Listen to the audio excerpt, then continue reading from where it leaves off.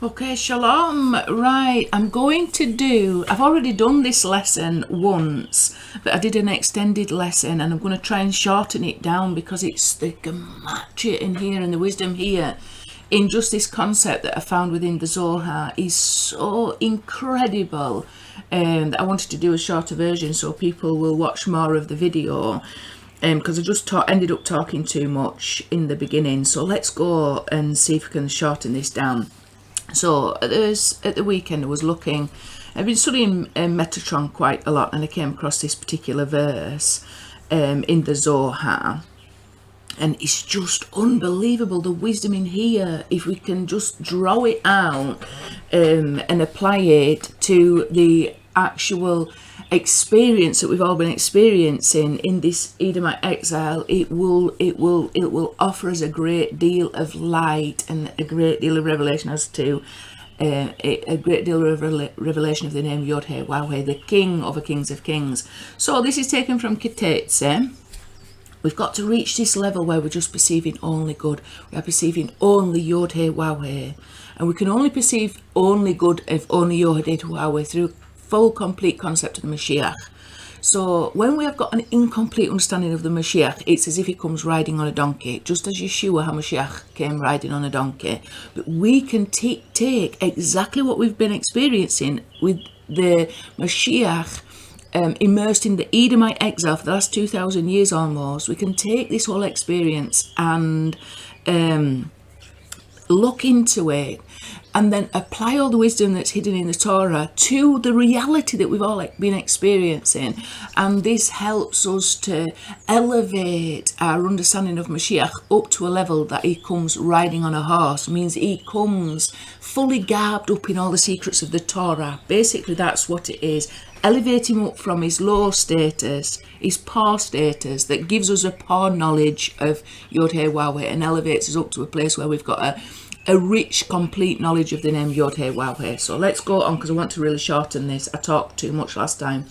It is not the custom of the king and the matron to ride on a donkey, chamor, namely the literal understanding, chamor, of the Torah, which is wheat, and the tree of the knowledge of good and evil as mentioned. So mentioned previously, not in this particular paragraph.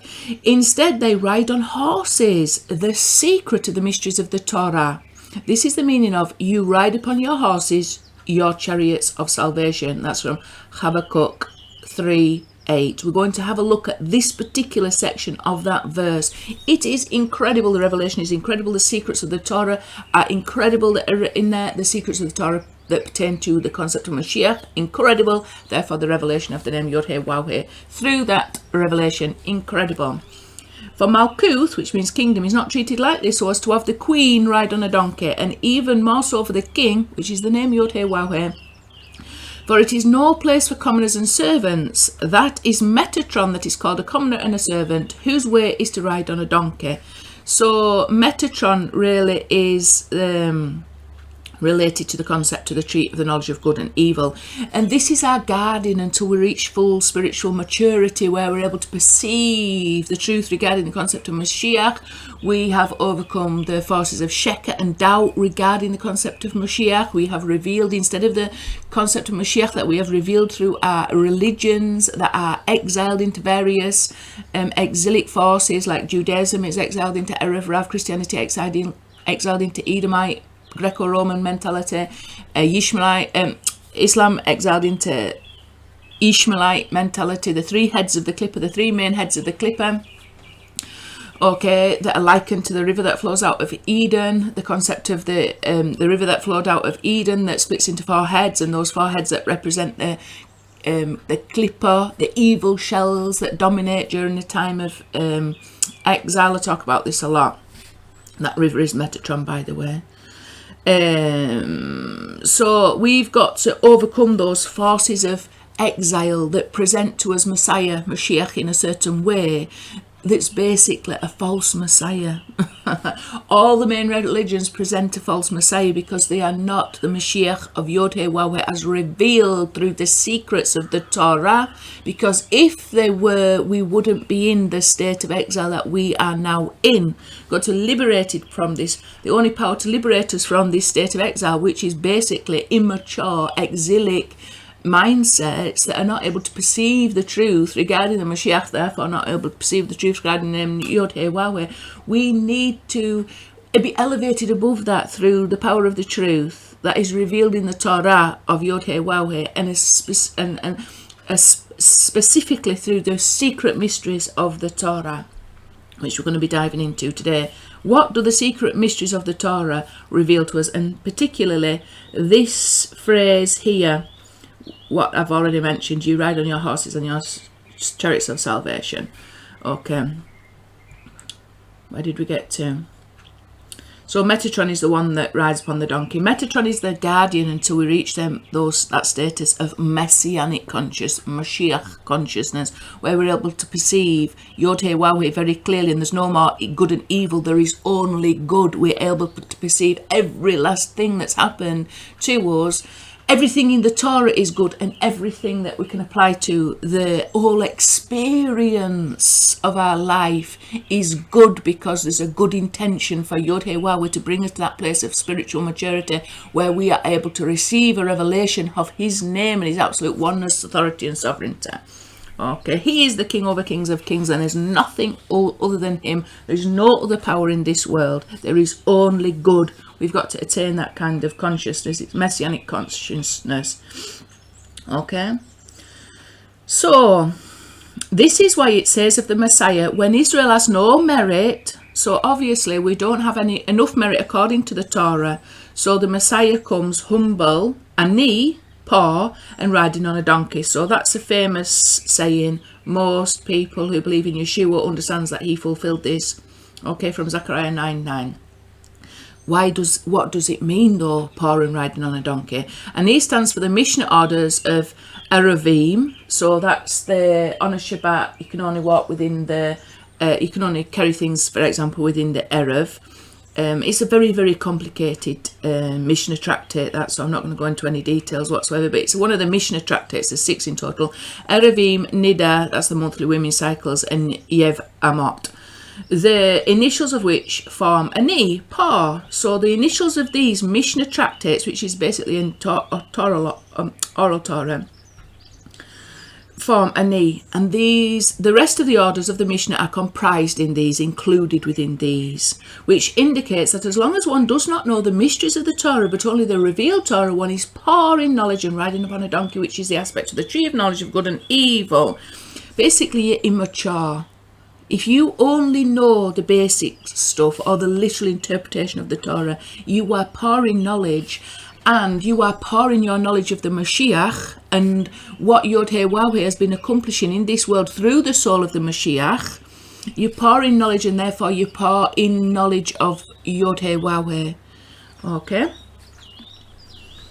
And because of that, because you don't know the deep hidden secrets, the richness and the treasures, one is poor in knowledge and riding upon a donkey, which is the aspect of the tree of knowledge of good and evil. So all you basically know is the immature ways of interpreting the Torah, and you're under a guardian, a metatronic guardian that guards over you. You don't have direct access to the palace of the king, and you don't have direct access to the name YHWH. You are being informed and instructed and guided by another power or force until you reach spiritual maturity, and the other power or force is called Metatron. In the book of the New Testament, it's called the Prince of the World. It's exactly the same thing in Judaism. It's called the Prince of the World. And he's running the entire show, and you are aware of him running the entire show, rather than the ultimate truth that there's only YHWH and nothing else beside him. And through him, you know, through this limited knowledge, this guardianship, you know, this is good, this is bad, this is evil, etc. And you really just, he's really just feeding you the fruit from the tree of the knowledge of good and evil. You're not getting the tree of life. You're not accessing that tree of life. You are accessing the tree of the knowledge of good and evil. And most people would think, most people are even led to believe that that is the only experience of YHWH that there is to experience. It is not. In immature state, we need to overwhelm all those delusions that we've inherited through the religions that we've inherited. We need to overwhelm those and get over these exilic rivers, if you like, these exilic shells that that protect us in a way until we're mature enough to break free, like an eggshell that protects the chick that's growing inside until the chick's reached a certain development, or a fruit shell or a nut shell that's protecting the fruit until they reach a certain level of development. So it's like a necessary evil, if you like. You can't obviously grow and mature when you're still like not fully formed. You need to be protected, and those evil shells, they actually call clipper shells, protect you until you reach full maturity. So like I say, necessary evil. But then once you do receive that, reach that place of maturity, and then these eggshells or evil shells need to be disregarded. They have fulfilled their purpose, and in any longer you would be stewing any longer in that exilic shell, then it would be detrimental. I.e., look, a chick that don't break out of the shell will putrefy in the shell. You know, a fruit that doesn't get peeled open will, rot in the shell. The nut will reach a certain maturity, and then it'll just shrivel up and go mouldy. So you've got to know when to stay in the shell, know when to get out of the shell. Okay. So, riding on a donkey, we pour in the knowledge of YHWH, because we pour in the knowledge of the Mashiach. The Holy One, blessed is he, is not considered a king until he rides on a horse, which is the congregation of Israel, namely Malkuth, which means kingdom, according to the secret of I compare you, O my love, to a mare of the chariots of Pharaoh. That's from Shir Hashirim, which is wholly good and without any evil. Once we reach that place of maturity, we even recognise that the shells themselves were only there to serve as a purpose. The Metatron was only there to guide us in our immaturity, because we weren't mature enough to be able to perceive YHWH in truth. Okay. Ani, Po, is 130. It's exactly the same letters rearranged as Ayin, the letter Ayin that's missing from the Mashiach's name. Okay, when we can see why YHWH caused the Mashiach ben Yosef to descend into Edomite exile and have his name diminished. Also, the good and the bad, everything that we're able to perceive in a holy way, that YHWH has created this situation. And even he created the concept of the false Mashiach so that we could wrestle with the falsehood and the doubts regarding the concept of Mashiach, and therefore reveal the truth and the light that is hidden in the concept of the Mashiach. He didn't hand us nothing to us on a plate, because part of the good of revealing his name is to cause us to work to reveal that name from below. So we have done a great work to try and reveal the truth about the Mashiach, to break out of the exilic forces that keep us in a state of understanding the concept of the Mashiach of YHWH in a false way. Okay, we're not able to perceive, we're not able to see clearly. So that whole, anybody who's listening to my teachers know I go on about this concept of the Ayin all the time. It's the missing letter Ayin from Yeshua's name. So within Judaism is cursed as Yeshu. Okay, even in Christianity, it's not even got its own name, and within Islam is, I think he's called Isa. I don't know how it's spelled, but it's obviously not his true name. His name was Yeshua, and this is the name that is revealed in the Torah as the name of Mashiach. Okay, along with Moshiach, obviously you need to unite both of those concepts together. And I'm not going to go through this verse. As the gathering of the steeds of Pharaoh's chariots, I have silenced you, my beloved, from Shir Hashirim, Song of Songs 1:9. This is the way, this is how it's translated on Chabad.org, but this is the normal way that I've heard it translated. I compare you, O my love, to a mare of the chariots of Pharaoh. And this translation is in line with what is being said. Sometimes some of the ways that Chabad.org translate the Tanakh and the Torah different from the ordinary translations that we're used to and accustomed to. Okay, so let's go and have a look at this verse now. Was the Lord angry with the rivers? Okay, bearing in mind that Metatron is called the river that came out of Eden. Is his wrath against the rivers, or his fury against the sea? Only that you rode on your steeds with your chariots of salvation. So that's Habakkuk 3:8. It's just incredible mysteries hidden in this verse. So we've got the regular is 3 4,776. So bearing in mind that this particular Zohar has said to us, this is going to elevate us up, or made the suggestion that through these verses we are able to be elevated up to the level where the concept of the Mashiach is riding on a horse, i.e. truly revealing the king and the queen, you know, the YHWH and his kingdom here on earth as it is in heaven. Right, so this number, let's go and have a look. Through all my messianic analysis, all these numbers I have gained through intensive analysis of all the messianic verses, of a lot of the messianic verses within the Torah. I can't obviously analyse them all, and pretty much every verse is a revelation of the concept of Mashiach of YHWH. But let's go and have a look at this. So we've got this verse here, so straight away we've got this entire concept before us. Now Yosef could not bear all those standing beside him, and he called out, "Take everyone away from me." So no one stood with him when Yosef made himself known to his brothers. Okay, the gematria is exactly the same as that verse that we've just been looking at.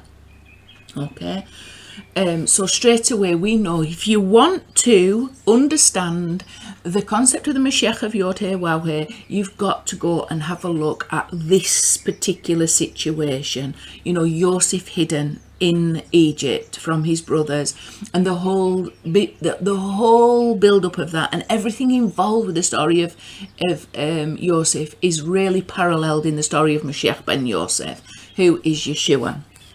Okay, so this point where he's revealed to himself, at the point of revelation, that is where we stop riding on a donkey and start riding on the horse. And well, it's the concept of Mashiach is elevated up so that the king and the queen are riding on horses, not donkeys. Okay, but it's elevating that understanding of Od Yosef Chai. Okay, Yosef is still alive, and it's attaining everything to do with that, and then applying it to these last 2,000 years of the messianic era in order to interpret that last 2,000 years correctly, you know, including all the negative stuff that's happened, and understanding that YHWH has done everything in these last 2,000 years despite all the suffering and pain that we have suffered, in order to bring us to that place of maturation where we are able to perceive clearly there's only YHWH and nothing else beside him. So that's the regular ordinal. 4,555 is 5 times 911. 911 is the word Reshith, which means beginning, as in Bereshith, in the beginning. So this is suggesting that this is the beginning in which the end is revealed. Okay, so the end is that place where the Mashiach of YHWH is fully revealed, and you know, YHWH is riding on that. Very interesting stuff. So let's go back. So then we've got this number here, 653. Where do we get that from? This is the luminaries rectified. Okay, so the word for luminaries is spelt defective in the Torah. If we include the 2 extra vavs that represent the truth concerning the concept of Mashiach ben Yosef, the truth concerning the concept of Mashiach ben Dawid. Okay, Mashiach ben Dawid is not revealed until the truth regarding Mashiach ben Yosef is known. Okay, so until the king is elevated up on a rise on a horse, then the kingdom is not revealed, and it's the kingdom of David that needs to be revealed. Okay, his throne is Mashiach ben Yosef, according to Vilna Gaon. So we can see that this verse is also connected to the rectified spelling of the luminaries. If this word was spelt correct in the Torah, it's not, it's diminished. But why is it diminished? Because we have got a work to do. And the Torah, in its literal sense, is like the tree of the knowledge of good and evil. It does not reveal the glory of the name of YHWH to the fullest extent possible. It's for us toiling to find that truth in order to reveal the truth. Okay, and I've pointed this out before. The truth is it says in Tehillim, the truth sprouts from the land. Okay, and this is really very much connected to the barley cycle and the wheat cycle. If you're able to perceive, and I've done some teachings recently on the spring, if you're able to perceive the truth as revealed in the barley cycle, which is really the whole cycle of Mashiach ben Yosef, the process of revealing Mashiach ben Yosef from immaturity to maturity, and then the wheat the wheat cycle, the wheat harvest, is the process of revealing Mashiach ben David that comes after that revelation, until we get to receive the Torah, where King David was born and died at Shavuot. The Torah is given at Shavuot, and the Torah is a full revelation of the name YHWH.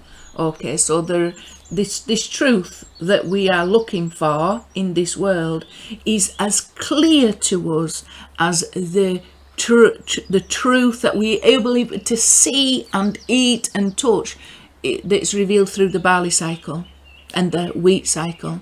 And to understand the truth that has been revealed in those two processes, those two grains, is the truth that's missing. Okay, it's the truth that's missing, and the Vav represents truth, because Vav is a 6 letter in the alphabet, and Vav 6 times 6 is 36, and the ordinal of Ameth is 36. Okay, I've just brought this Psalm 85 up to show you this concept of the truth sprouting from the ground, and how that's really truly related to the barley and the wheat harvest. I shall hear that God will speak when he speaks peace to his people and his pious men, and they will not return to folly. I await this day. Truly his salvation, Yeshua, truly his salvation is near to those who fear him, so that his glory dwell in our land. This is what we're wanting out. We wanted the presence of his glory to be revealed. Kindness and truth have met. This is talking about Mashiach, Yeshua and Moshiach. Righteousness and peace have kissed. Truth will sprout from the earth, and righteousness will look down from heaven.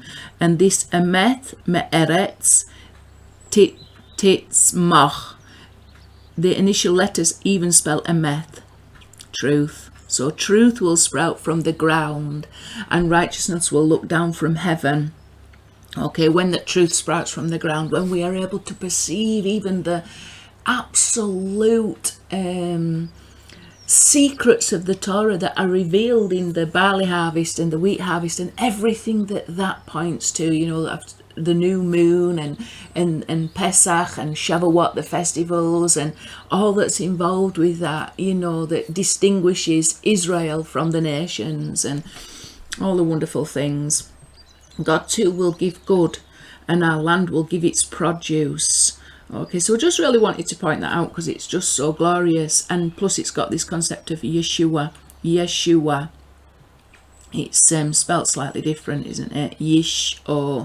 But it's his salvation basically. But exactly the same letters as Yeshua, just the Vav and the Ayin would be the other way around. Okay, so it's all wonderful stuff. It's pointing and indicating the things that we're talking about in this lesson. Okay, so back to this then. So that is the truth that sprouts from the ground. The truth regarding the concept of Mashiach ben Yosef, Od Yosef Chai, and the truth regarding Mashiach ben David. And as we can see, this verse is clearly linked to this. The regular of that, the ordinal is 68, which is exactly the same as the square ordinal of David. So Daleth, Vav, and Daleth, all squared, comes to 68. So we know that this is Mashiach ben David. If we add those two together, it comes to 721, which is exactly the same as Yaakov squared, the squared ordinal of each letter in the name of Yaakov, 722. So we know this rectified luminaries is to do with David and Yaakov. Yaakov obviously is, when he's told the truth, Od Yosef Chai, and united, and that ushers in David, Mashiach ben David. It's the truth, Od Yosef Chai, and as we saw from here. Okay, but before we reach a revelation of that truth, we've got to experience this this truth in exile. So we've got to toil with this. It's very dark and it doesn't appear. He came riding on a donkey. He wasn't Mashiach as we expected him. He didn't usher in the final redemption. He didn't bring peace on earth. There was a process involved. What is that process? Let's go and have a look. Because prior to him revealing himself to his brothers, and through that revelation revealing the absolute glory and authority and sovereignty of the name YHWH, we have this. And he said, I called out from my distress to the Lord, and he said to me, from the belly of the grave I cried out, you heard my voice. So Yosef is not revealed in and of himself. It's the whole process, and it's the whole exile of Yosef into Egypt and all the reasons for that, to give us a work to do ultimately, and it's very difficult to discern. We've got what's called hindsight now. We're coming to the end of the Messianic era, so we've got hindsight. We can look back, and we've got this great gift. We can look back and assess the entire experience of this Messianic period of 2000, this Messianic era, and see now the hand of YHWH throughout the entire of that period. But we were presented initially with this scenario, and he said, I called out from my distress to the Lord, and he answered me from the belly of the grave, and I cried out, you heard my voice. So this is the fact that without the descent of the Mashiach, we don't have the ascent. Without the exile, we don't have the redemption. Without the death, we don't have the resurrection of the dead. Without the false Messiah, we don't have the truth, because it's for us to reveal from that false concept of Mashiach the truth regarding the Mashiach, and therefore revealing the truth. There's only YHWH and nothing else beside. But without this metatronic, exilic state of immaturity, where we're not able to perceive reality properly, because we haven't come to the full maturity of the Messianic era. So we haven't got this period of hindsight. But then once we get to that place of maturation, we can then see there's only YHWH, nothing else beside him, and everything becomes good. We've got to attain that place where we know even the exile, the crushing pain of exile, in the pain of growth, the growing pains, and the birth of Mashiach, the birth of those right fruit, the birth of the barley that comes from the earth, and then everything everything that leads to, the whole celebration of the festivals and things like that. Everything is good. Everything is good. Even the evil shells themselves, they served a purpose that was good, to protect us in our state of immaturity until we were ready to break free from those shells. So evil in itself has served a purpose. Metatron, our guardian, that is, there's two sides to Metatron. He acts like a guardian angel, or Hasatan. We've all experienced that when we've been walking on our journey of faith. We've all experienced the rod of Elohim that's in one way guided us and another way beat us up.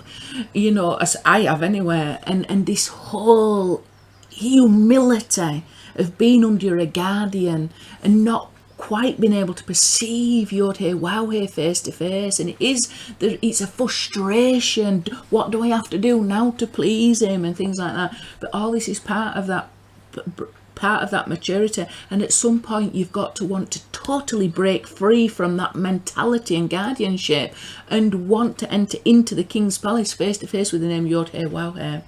Okay, but it's all part of it. It's all part of it. Even that frustration at being bound to these exilic states of consciousness. Okay, so we've looked at this number. Now let's have a look at this one. We've got the letter Nun, where it's got the Vav included. All the main names, Yaakov, Moshe, Yeshua, Esav, or whichever ones, or all of them, I've filled out each letter as it sounds up to the second fill-in, where I've done the Nun with the Vav and without the Vav, because in exile this Vav is diminished, the truth is diminished. But like I say, that is giving us the work to do to reveal it. But even the truth that's diminished in these states that don't reveal the full glory and put us under this immature, this guardian of metatronic consciousness, where we are able to perceive YHWH through the cracks of exile. Even that in itself is important. So some of the numbers, as you will see, some of those numbers that reveal some of the numbers, the fillings out of the main names that lead us to a true understanding the concept of the Mashiach of YHWH. When I've included the nun, you get a certain number. When I've included the vav in the nun, there's a certain numerical value. And then when it's not included, there's a certain numerical value. And both those numbers are highly significant, as we will find out later. So the nun is very important. It's got exactly the same gematria as this verse, and this is like Yeshua ben Nun, isn't it? Who's an appellation for Mashiach ben Yosef. And then we've got Da'ath, knowledge. And supernal Da'ath is, the supernal Da'ath really is represented by Moshiach, who is the Mashiach of YHWH. Talked about that a lot in my lessons. So 756, this is really restoring our supernal Da'ath to Moshe, our supernal Da'ath being a completely restored understanding of Moshe, who is the Mashiach of YHWH. And until we have that complete knowledge of the Mashiach of Moshe at the level of our supernal Da'ath, or at the level of our knowledge of YHWH will be incomplete. And that we will have something else there instead. And the thing that we have there instead is the serpent, and the serpent is synonymous with the false Messiah. So if we don't have Moshe there, the Mashiach of YHWH, we will have something else.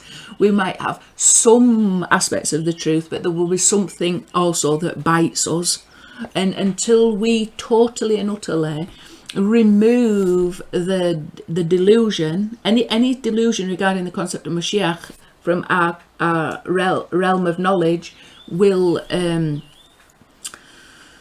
result in a false understanding of the Mashiach, and then a false understanding of YHWH as a consequence of that. Okay, so we're in a process of maturing, so that we don't have a serpent biting us anymore. That is completely and totally being rectified from the serpent that we're given to the Mashiach that we have got to toil to reveal through toiling with the truth, the secrets of the Torah, things like that. So I've done videos on it. There's videos where I've got a picture of the Pharaoh with a serpent in front of him. You know, they have these like domy hats with the serpents. All the pharaohs had that. That's our exiled consciousness, isn't it? We're in exile until we're in exile with a serpent at the forefront of our minds, until we put, you know, like the tefillin. You've got to have the tefillin there at the forefront of our minds that represents the name YHWH. And obviously that concept is very much connected to the concept of Moshe, the Mashiach of YHWH. Okay, so let's just go and have a look at this verse from Luminaries so that we can see what we're talking about. Maybe not in that order, I've got it in the wrong order. We will come to this next. And God said, let there be luminaries in the expanse of the heavens to separate between the day and between the night, and they shall be for signs and for appointed seasons and for days and for years. This is very important because obviously the barley harvest determines the beginning of the months. It should do. We're in a state of exile where it's not. So the whole cycle is really connected to the barley harvest, but it's been changed and pre-calculated. And so even that in itself is not able to fully reveal the truth regarding Mashiach, because the truth about Mashiach ben Yosef is bound up, and the entire revelation of the name YHWH is bound up to the beginning of months commencing at what's called the Aviv, which is a certain level of maturity regarding the barley harvest. Okay, and then everything else leads on from that revelation. So when you take that out of the equation and you base your calendar and the entire of the Hebrew calendar on something that is not connected to the barley harvest, you're not going to yield the same revelation as you need to put the king and the queen on a horse rather than a donkey. You're going to be poor in knowledge, because the truth is all bound up with the barley harvest that leads on to the wheat harvest, and you can't have one without the other. So, and this is the sadness with the calendar that we've got at the moment. The calendar does not link up to the Aviv, and it's pre-calculated, and that in itself diminishes that revelation. It leaves us in a state of poverty. Mashiach will come and give us the true calendar and override the current situation where we've got Hillel II, who instituted a pre-calculated calendar. Okay. Anybody who's listened to any of my teachings, but this was the will of YHWH, because it's for us to reveal the truth, not be handed it to us on a plate. We've got to find this truth for ourselves. We've got to search out, and we've got a lot of indication where that truth is. We're told truth sprouts from the earth, from the land. What's the most significant thing that comes from the land? The barley and the wheat. That's the most significant thing. So there we look there, and we're going to find a lot regarding this truth that we need, so that these luminaries, and we can see here in Oroth, there's no vavs in them. That's within the actual Torah. So the literal interpretation of the Torah itself is not enough. We literally have to understand that barley harvest. We literally have to understand the wheat harvest to gain the truth, so that the luminaries, which are synonymous with the Mashiach, are fully revealed, and henceforth the name YHWH. Okay, let's go back. So then we've got this number here. We've got the Mispar Gadol of this verse, 8,496 plus 756 comes to 9,252, which is 771 times 12. Okay. This is the most significant 771 that I've come across. So there's Nes Gadol HaYasham, which is the letters on the dreidel outside of Eretz Yisrael, and then you've got Nes Gadol HaYapo. Nes Gadol HaYapo, the letters of the dreidel within Israel. So this is in exile, this is redeemed. Okay, the letters in exile are the as 358, which is exactly the same as Moshiach or Nachash. Okay, so and then there's got 258 here.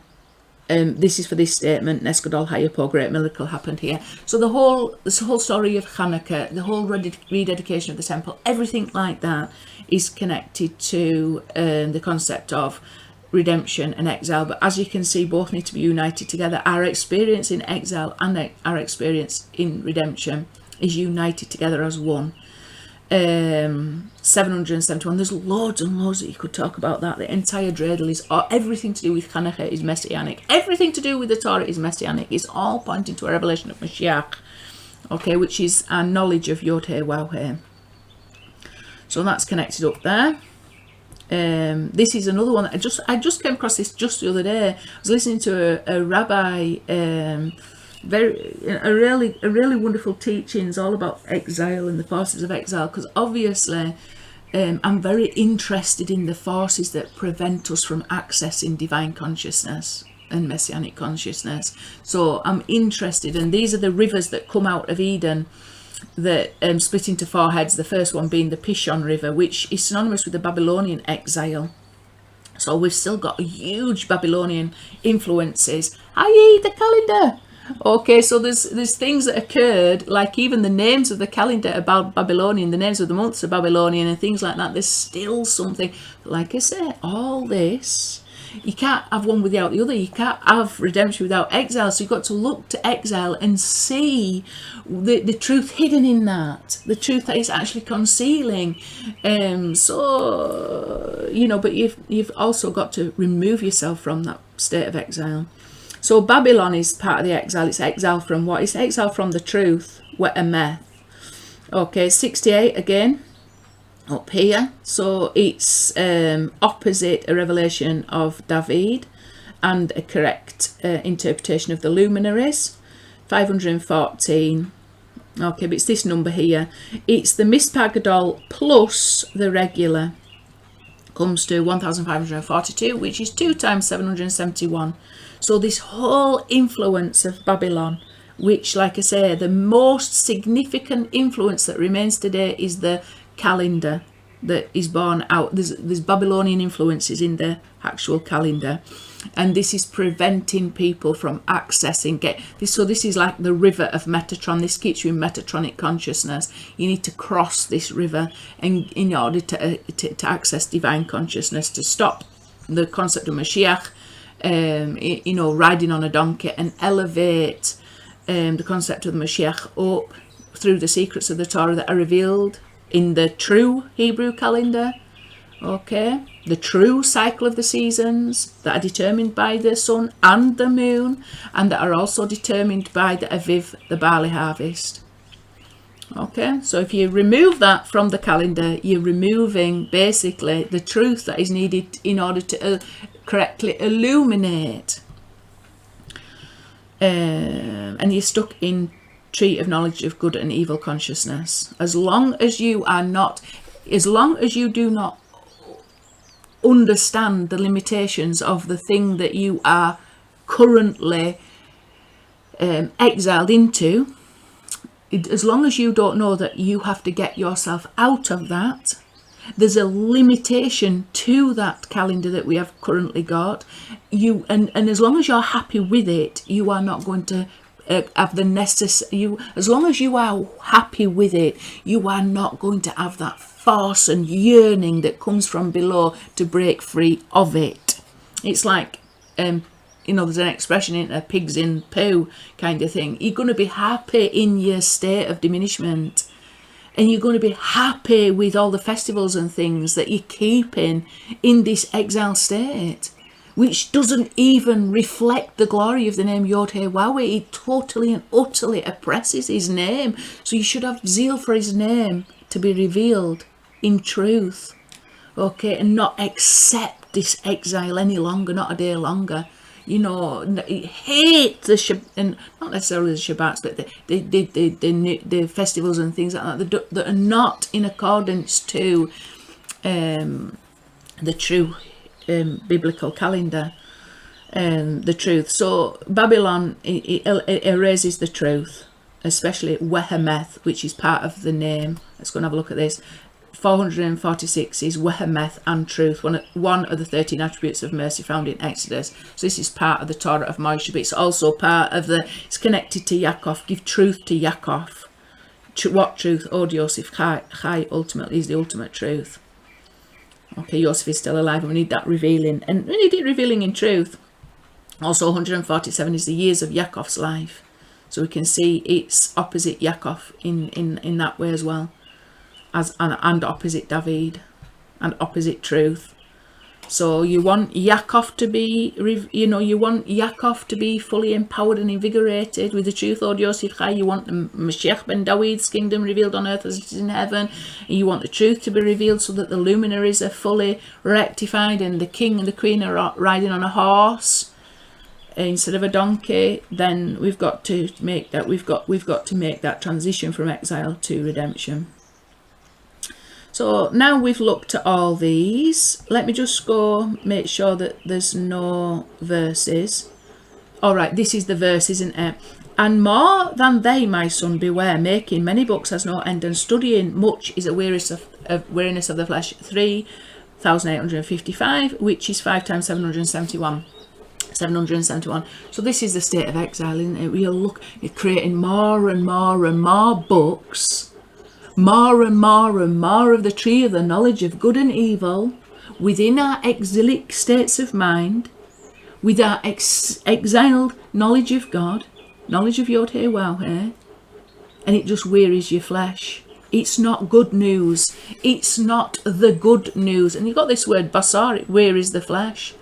It's not bringing us to that place of revealing the good news, the basaroth tovoth, that we want, the good news of redemption. We're just having our flesh wearied. More books, more toiling, more chomping on the tree of the knowledge of good and evil, more exile as a result, more the king expected to ride on a donkey. The king doesn't ride on a donkey.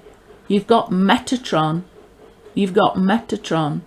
Okay, so we need to break out of those things that are going to weary our flesh. What's the liberation from that? The good news. That's what we need. We need the good news regarding the salvation that is YHWH reveals through Mashiach ben Yosef. We need to elevate, we need to reveal Yosef. This is the good news, Od Yosef Chai. This is the good news that our soul needs to hear. This is the good news that Yaakov needs to hear. And it will stop us wearying ourselves with endless books, endless studying, and celebrating that. There's no good news to be found in this. This is just more of the tree of the knowledge of good and evil. Where's the tree of life? In and amongst all this, we become addicted to exile. We become addicted to study. We become addicted to understanding YHWH in our immature mindsets, without the truth. Without the truth, it just goes round and round and round. More of the same old. We've got to break free from our lust for exile. Even if we get a lot of glory from the books that we read and the books that we write, the many libraries full, you know, it's wearying to our flesh. We just simply want to experience the truth of YHWH, that his glory fills the earth as the waters cover the sea. Okay? We want to experience his glory, not read about it. We want to breathe him in. We want to see him with our eyes. We want to perceive his perfection in his authority and sovereignty in everything we think, say and do. We can't read about that. We can't read about it. All we can do is read and listen and relate that to what we actually experience. That is the joy that it brings us. Oh, this happened to me the other day. I was listening to a really from, I think his name was Rabbi Alpern. And it was like I said, I was listening to, this is where I got this number from, Babylon, the Pishon. Because he mentioned specifically that was Babylonian, related to the Babylonian exile, and I'm interested in things like that, because I'm interested in the things that prevent us from accessing true divine reality. Okay, so I'm listening to him, and do you know, he's irritating me listening to him, but I want to learn. I want to know these things for myself, so I've got to be irritated by all his, you know, exile, what I would call his Erev Rav influence, okay, which everybody's influenced by some kind of exilic mindset. So you've got to listen to all what he's got to say about me, yeshiva and all this, and when they're going to be rewarded for all the Torah study, and you're thinking, yeah, okay, maybe, well, rewarded by who? Metatron. Because it's him who you're serving, as far as I'm concerned. You need to get out of this mentality and start serving YHWH in truth. So it's irritating me, but then but this is it. You've got to sometimes battle with these forces to find that truth, and you've also got to be able to. You know, they're doing a very, very great service. I'm not where I am now without all these Jewish people producing all these books and toiling in their Torah study. I stand on their shoulders 100%. Everything I've learned from these people that have gone into the yeshivas and endured this particular exile and found all these treasures hidden in the Torah that now I'm able to perceive and put all these videos together. I'm not knocking it at all. They have done a great thing in my life. I am a witness to the greatness and the goodness. So this is them that transforming, even though I am able to perceive the exilic mindset, I also understand it's only for good, because they had to go into that to bring out the glory that's hidden in the Torah and stuff like that. So anyway, just starts talking something so simple. It's always usually simple Torah that you can personally relate to.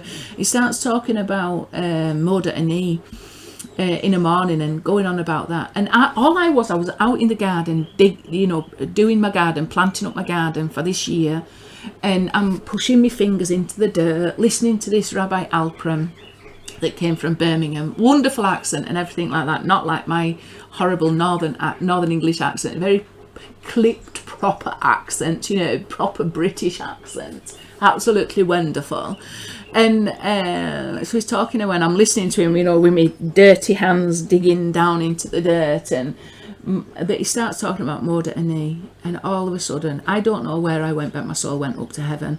It was accessed through these words that this rabbi was saying, and I'm suddenly, I find myself, I'm no longer in the earth plane, even though my fingers are getting dug, my literal fingers are going into the ground, somehow through the words of this Torah teacher.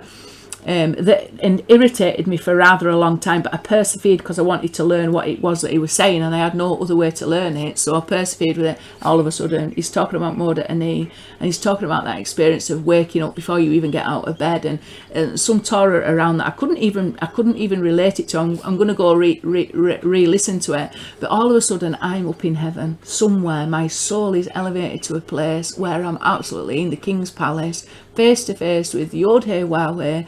My soul is just filled with joy, absolute joy, at being able to, through this rabbi's words, perceive YHWH so clearly, beyond all these exilic forces. So I'm glad I put up with this irritation in my soul, because ultimately through that rabbi's words we're able to access this wonderful realm, this elevated realm, and as holistically and gently. There was no flash of light or anything. It was just irritated, do it again, and hands full of dirt, and then suddenly this breakthrough where your soul is just, it flies away and to a much higher place, and then it just gently back descends, and suddenly I'm aware of myself again in the garden, covered in dirt, and I'm thinking, wow, I just went somewhere wonderful then, and I were really, and it made me so thankful of that rabbi, that all the irritation that I suffered was so worth the joy that my soul experienced through listening to his words, that it literally like an outpouring of joy, and it literally brought me into the King's palace just for a moment. And it's just in everyday life, isn't it? You're just there toiling in the garden, throwing your hands down into dirt to make little holes so that you can drop the seeds in or whatever.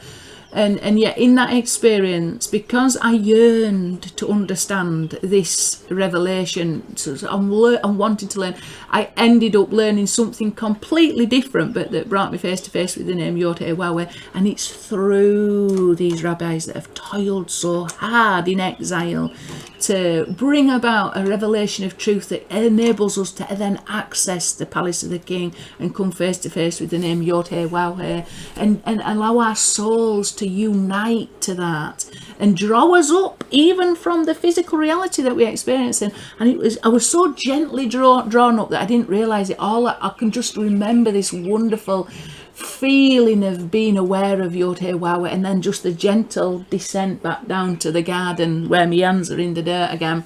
But it's something that you can't forget, and these rabbis have toiled very hard, and they're the ones that have had wrote the endless books, but hidden in all that is the opportunity that we have to access the King's palace and come face to face with the name YHWH.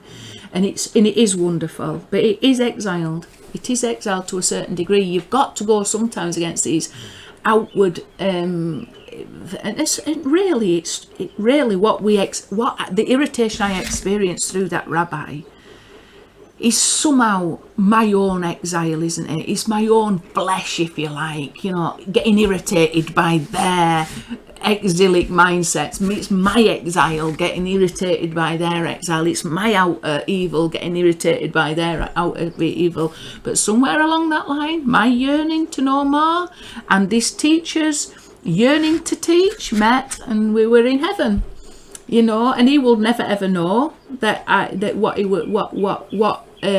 unity occurred, but I know, and it's something I'll never forget.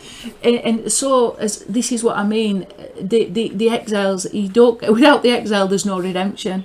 Without me, putting up with this irritation just so that I could learn something that I have no other way of learning it from. I don't know Hebrew to the degree these teachers know Hebrew, and I need English speaking teachers, because that's my mother tongue. Okay, it's not the tongue of my soul, but it's my mother tongue. I do understand Hebrew, and I have a Hebraic mind. But like I say, this is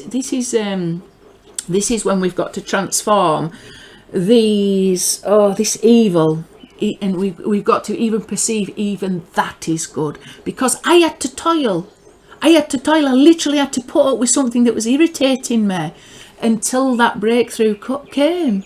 Until I was humbled to accept this, and I do accept it's a part of my own thing that needs rectification. But I'm sat there humble and listening to things that irritate me and provoke me. But the desire to learn is greater than that, and it is greater than that. And I was so thankful. I was thinking, I am so thankful you, Rabbi, that caused me such an irritation, has been also the source of a great elevation of my soul. I'm so thankful it came that way. That even the evil, that is my own evil, I will admit, even my own evil that is irritated by this man's evil, is for an ultimate good, because the wonderful elevation that came as a consequence was that is something you can never forget. It was just one of those moments of elevation you can't ever forget. It's all glorious. So even the evil serves a purpose, and it makes us thankful. We're thankful. Oh, we actually managed to break free from it, and for a moment we were up there and face to face with the King of the Kings.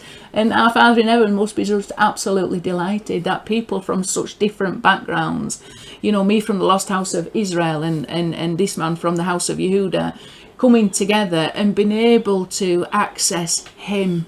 Even though we have got to battle with these forces of evil, we still manage to access it. Okay, so I've just made a quick correction. I've just noticed it. 446 is Hatameth, the truth, not Wetameth. Okay, it's still the same. It's still the truth, but it's not. It's not untruth, it's Wetameth. Right, let's move on to this, because this is unbelievable stuff. Only that you rode on your steeds with your chariots in salvation. So now, after, I hope you've enjoyed that little story about Rabbi Alpern. Apply that wisdom, because one of the greatest Torah giants has just passed, right? Rabbi Chaim Chavanetsky, pretty sure that's how you pronounce his name. He's just passed in this world, and his whole career was about making books. Okay, however, and I've never been able to access his books. I don't know of his Torah teaching at all, but I just know he's a very, very big Haredi Torah giant from Bnei Barak. One of the most from places in Israel. So basically, it's like these are the sorts of things that are before us now.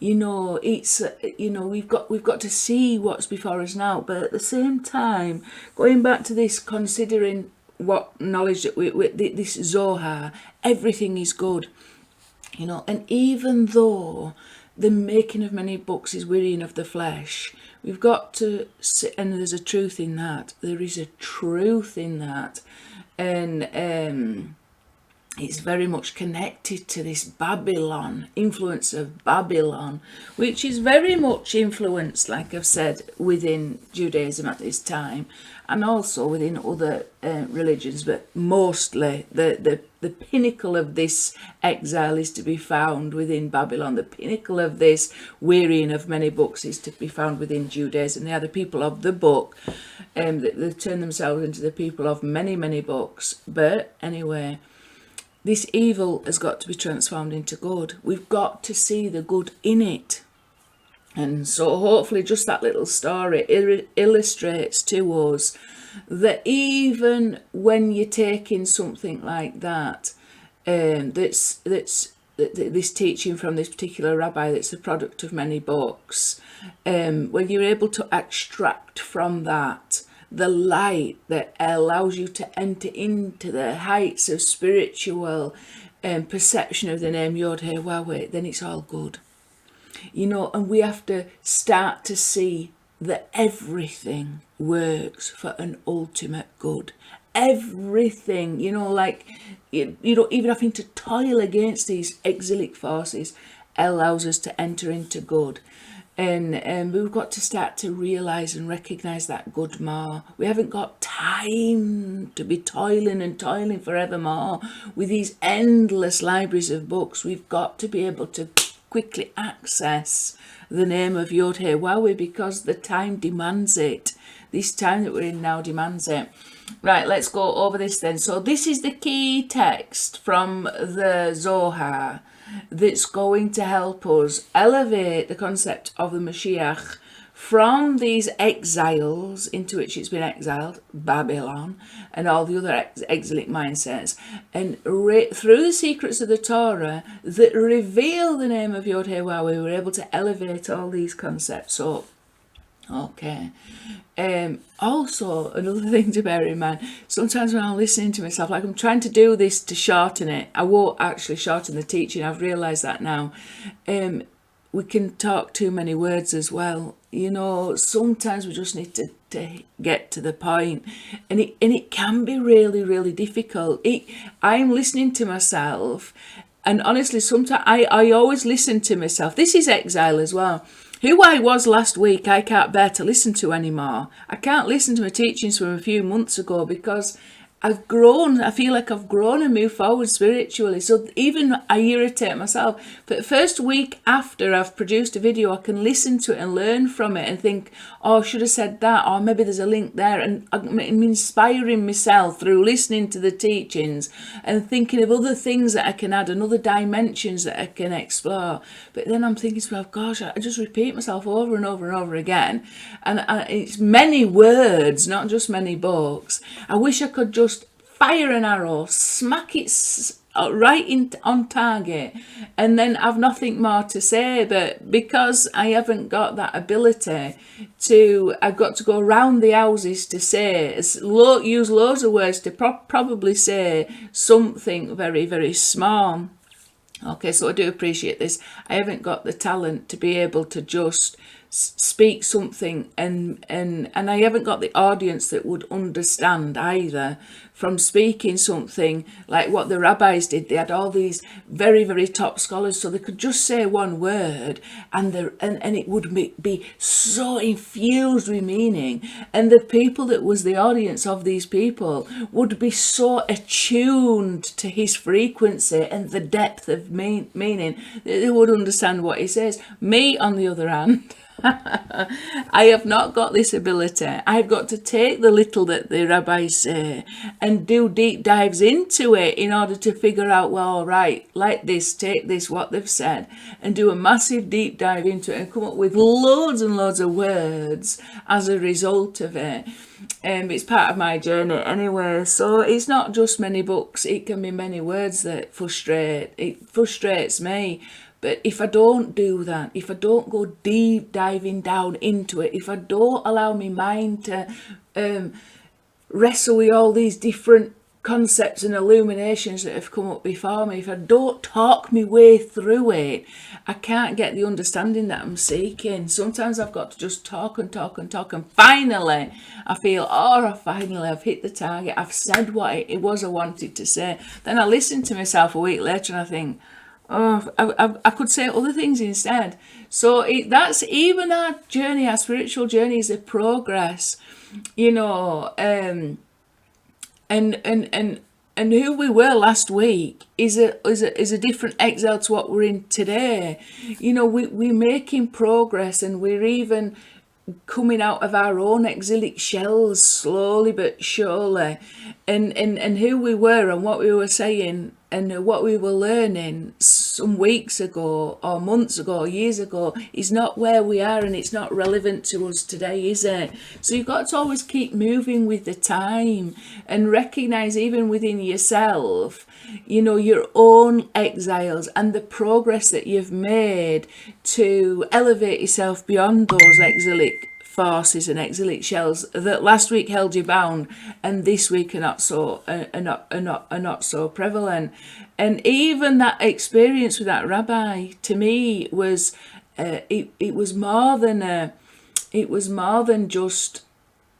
It was much deeper than even I can imagine. Because when this Rabbi Chaim Karavanetsky died, I had nothing to connect my soul to him. And obviously, the whole of Yehuda, or a massive, massive part of Yehuda, I think over 600,000 people were gathered for his funeral and stuff like that. Massive, massive part of Yehuda. And the fact he died, around Purim and things like that, very significant timing of his death and stuff like that. But I had nothing in my soul. I'd not ever connected to his teachings, not knowingly.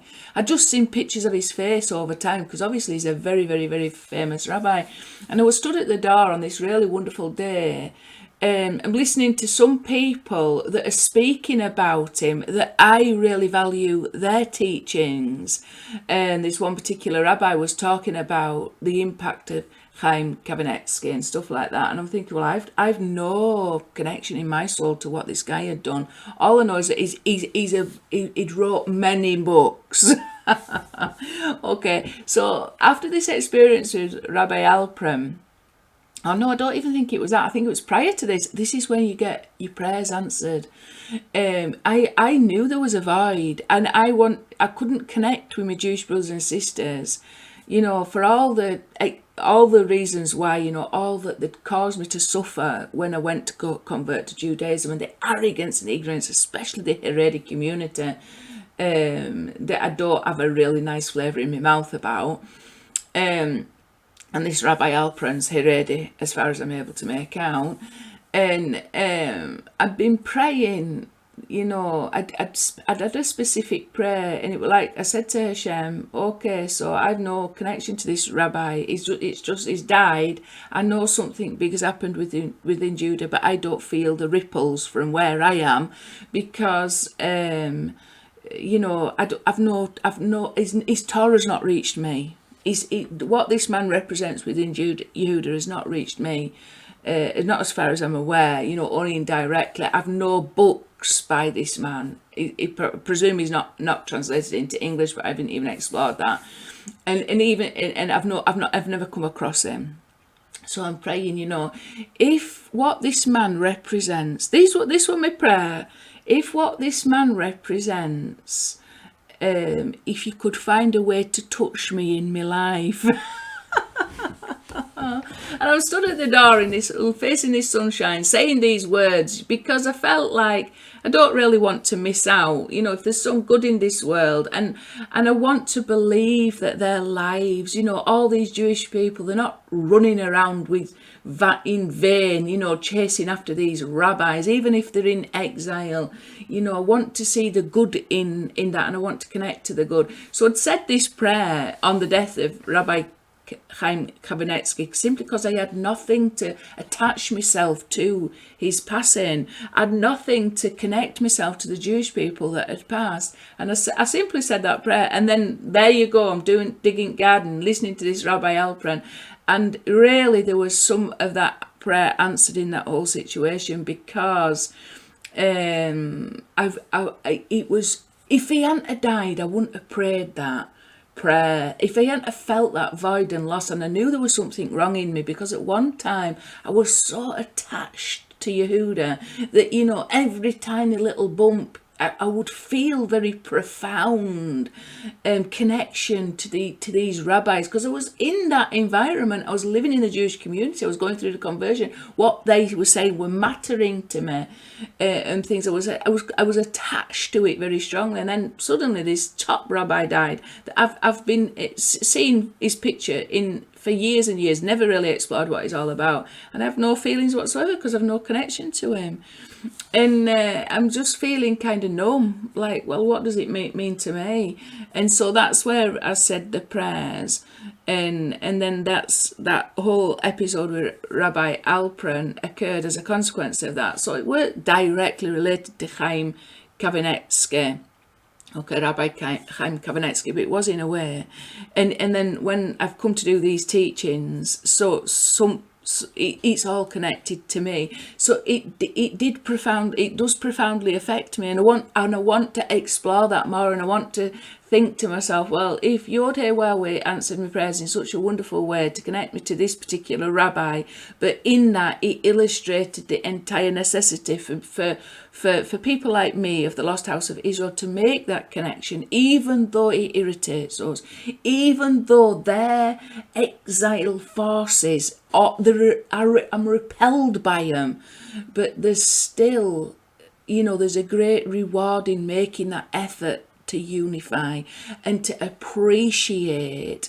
The most important thing to get out of this is to transform whatever evil you're able to perceive within our Jewish brothers and sisters, that, like I've said, is probably a reflection, or it's my own evil exiled mindsets and whatnot that are repelled by their exile. But it's making that effort to break free of that in order to make that connection to the name YHWH that's hidden inside. And this is when the evil, even the evil itself that presents itself with such a challenge, is transformed into good. Because it just is part of the whole experience. And like I said, without that, the elevation doesn't come. Without confronting that, without battling against these, there's no victory to be experienced.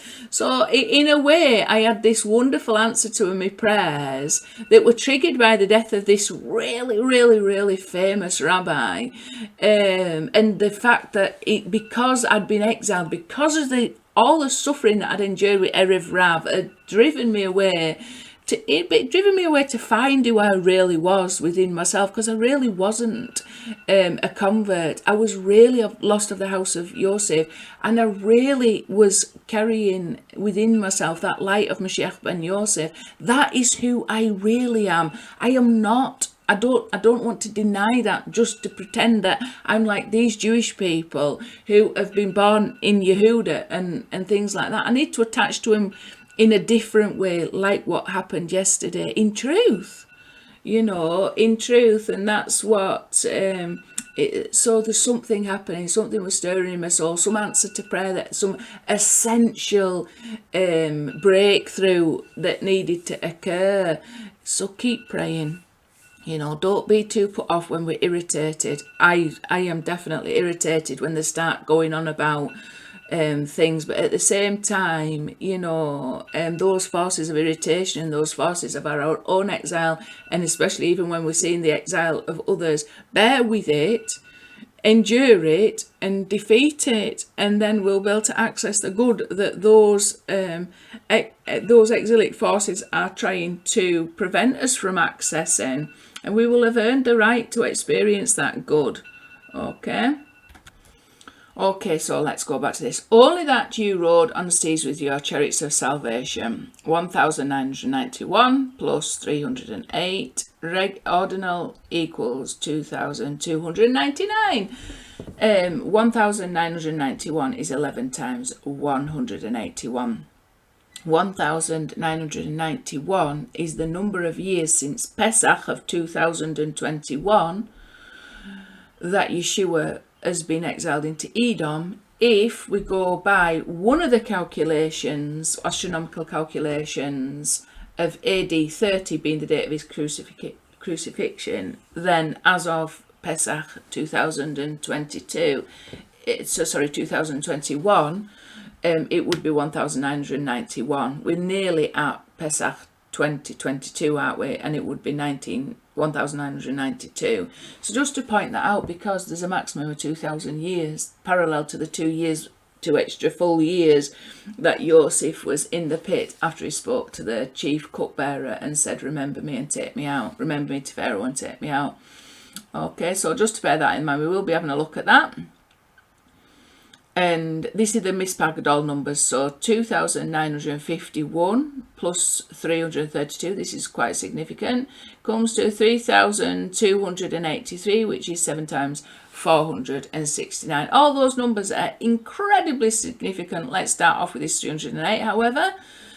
So 308, Mashiach ben David, filled. So this is each letter written out as it sounds: Mem, Shin, Yod, Chet, Moshiach, Bet, Nun, Ben, and Dawid, and this is Dawid spelt with the additional yod, which occurs many times in the Tanakh. This is Mashiach ben David rectified. So his is 308. Oops. Only that you rode on your steeds with your chariots of salvation. Okay, so straight away, this is it, isn't it?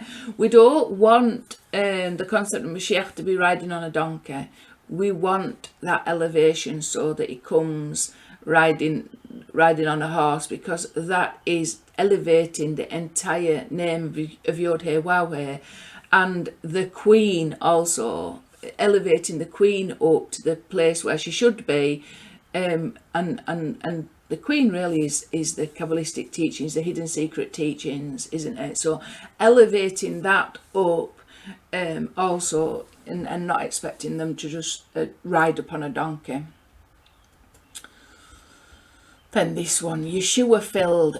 We've talked about the nun up here. So this is one of the fillings out of the name Yeshua. So Yod, Shin, Vav, Ayin, but where the nun is missing a Vav. So this is really representing Yeshua without the complete truth, without the truth regarding who he is. So it's like Mashiach ben Yosef in exile, isn't it? Suffering in exile with us. So this is also 308. But then I've got this incredible number here I want us to go and have a look at, because we need to have a look at this.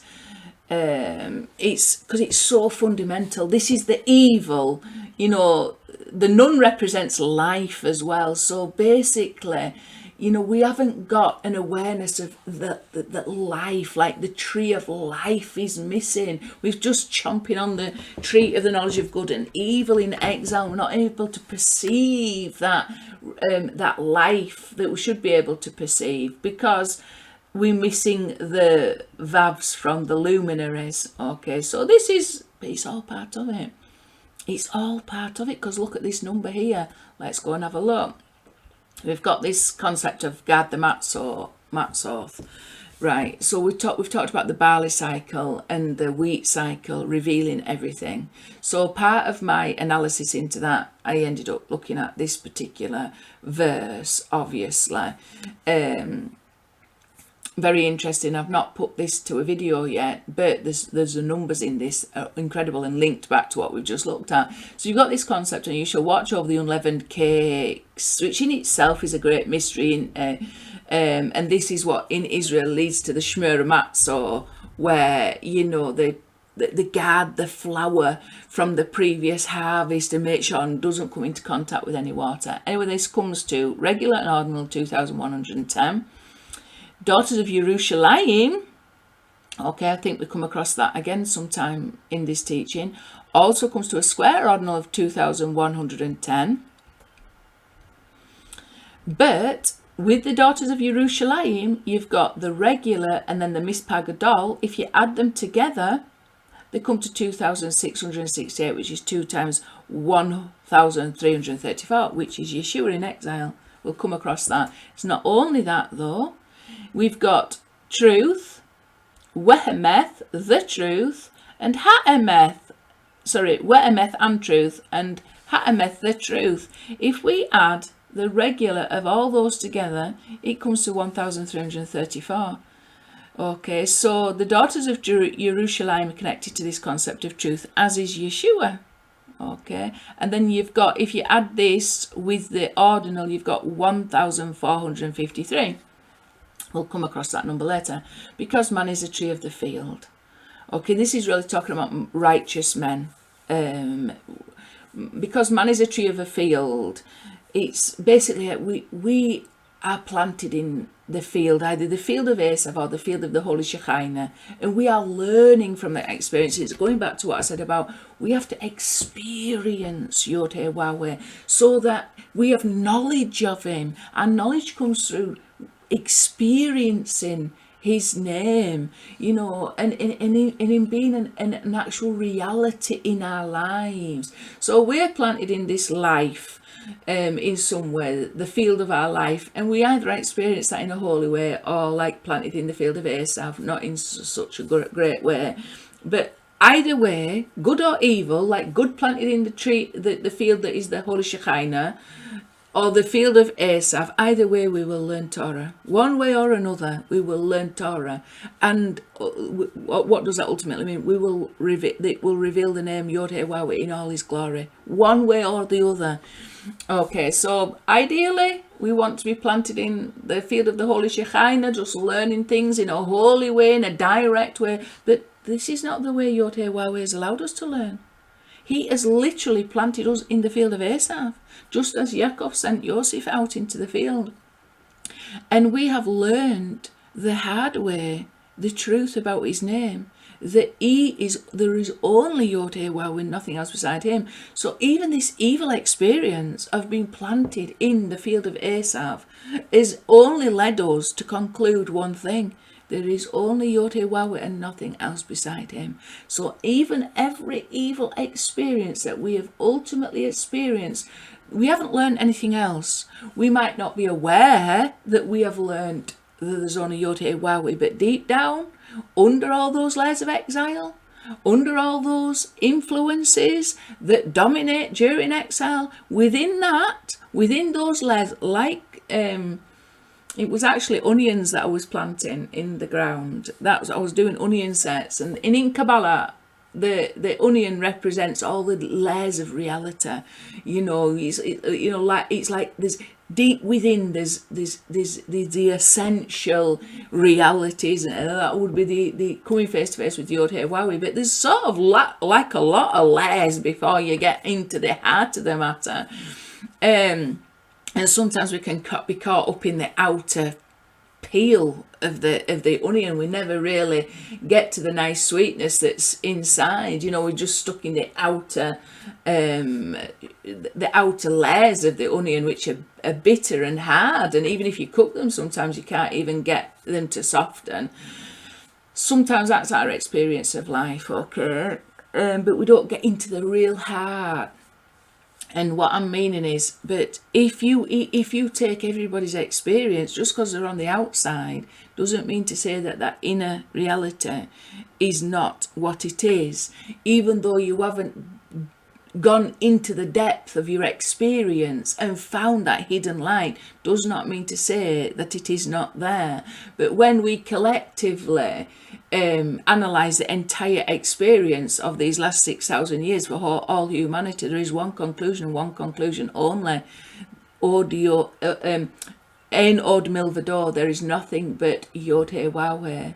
So man can be individually, but it's ultimately it will be collectively, and collectively our experience of this entire life, the entire 6,000 years, the entire Vav, is to conclude there is nothing but YHWH, nothing else beside him. So that's the ultimate Torah, isn't it? It's a revelation of his name. Sometimes we've got to go deep within a certain experience in order to reveal that. And when we have got them little irritations, it just makes that experience all the more of a reward. And if we can transform any of the darkness of our experience being planted in the field and transform that into a revelation of his name, it's all the more of a reward. And that's ultimately what the whole Torah is about. So these are the Mispar Gadol, 5 books of the Torah, the Mispar Gadol. So the big numbering, because Davarim's got a Sophite letter, Mem Sophite. So it comes to 3,040 regular, 295 ordinary, come to 3,335, which is 5 times 667. So as you can see, 667 times 2 is 1,334. They're all related. Okay. And then we've got Yeshua, okay, which is 2 times 667. So even the fact that Mashiach ben Yosef is concealed, and this concealment prevents us entering into final redemption, because without the full revelation of Mashiach ben Yosef, we have not got Mashiach ben David.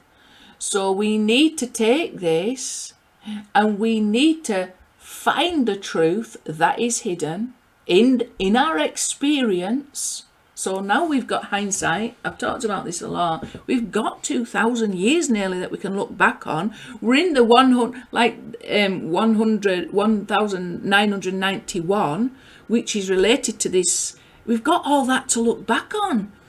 You know, if he did die in AD 30, there's two dates, AD 30 and AD 33. The official one is more AD 33, but Sir Isaac Newton did prefer the AD 30 because I read about it. And I prefer it because it means that Final Redemption's got a maximum of 8 years left as of Pesach 2022. So we're out in the time where the end could be ushered in, and it's only the truth. I've talked about this, the truth. It says, in its time I will hasten it.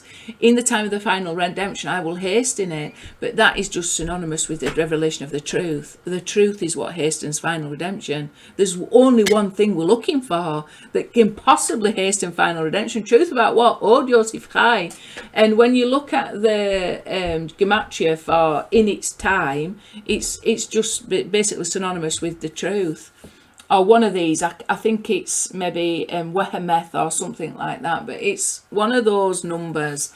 Okay, it's synonymous with the truth. So when once the truth is revealed, the final redemption will be hastened.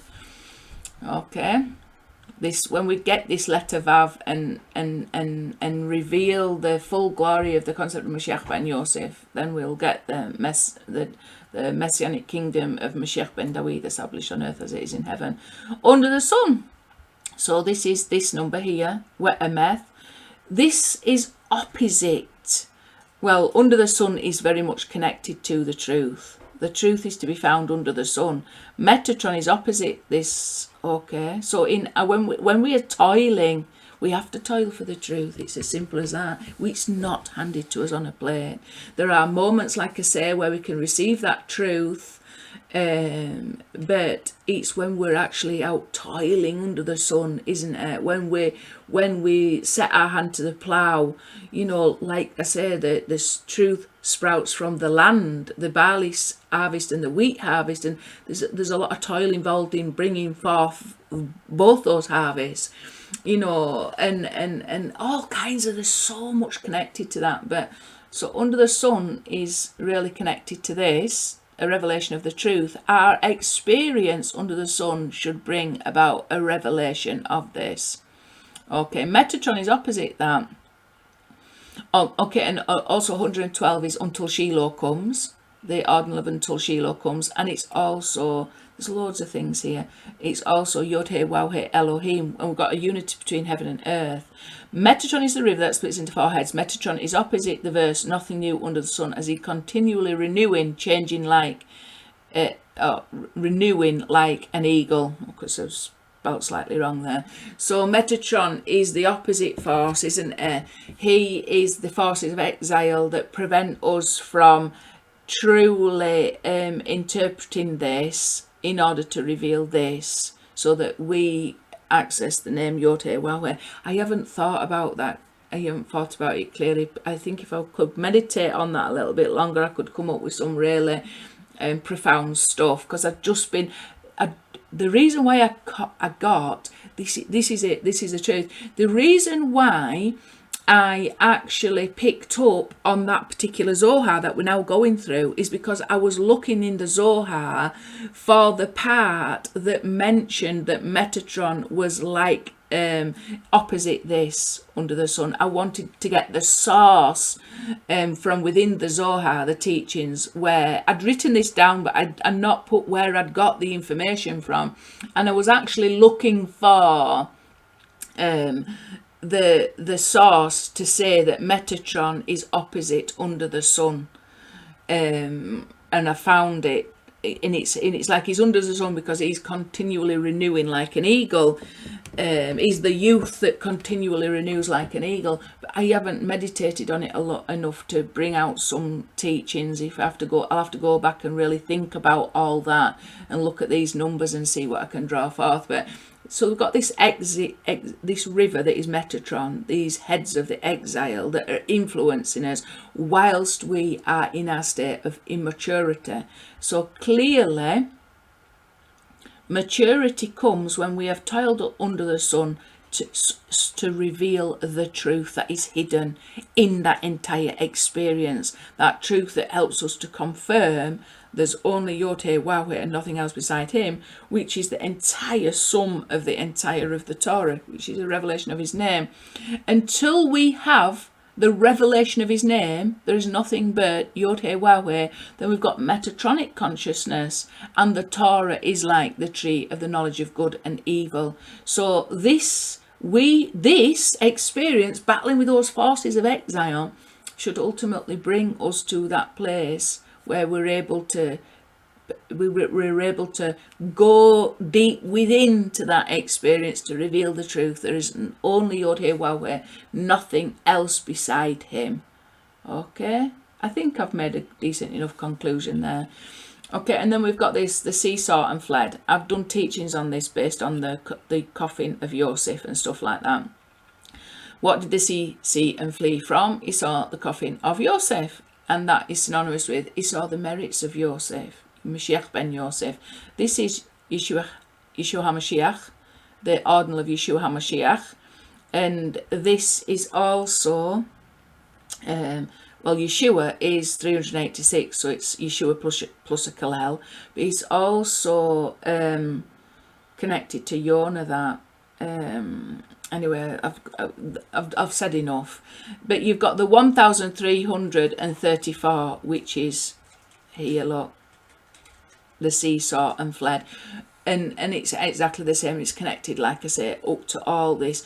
Ultimately, the seesaw, the merits of Yosef and fled. Final redemption is connected to that experience where we finally recognize everything that YHWH has been doing through the soul of Mashiach ben Yosef in exile with us for these last 2,000 years, bringing us all to that place where we are able to perceive there is only YHWH and nothing else beside him. We're able to perceive that even that we considered evil is ultimately good.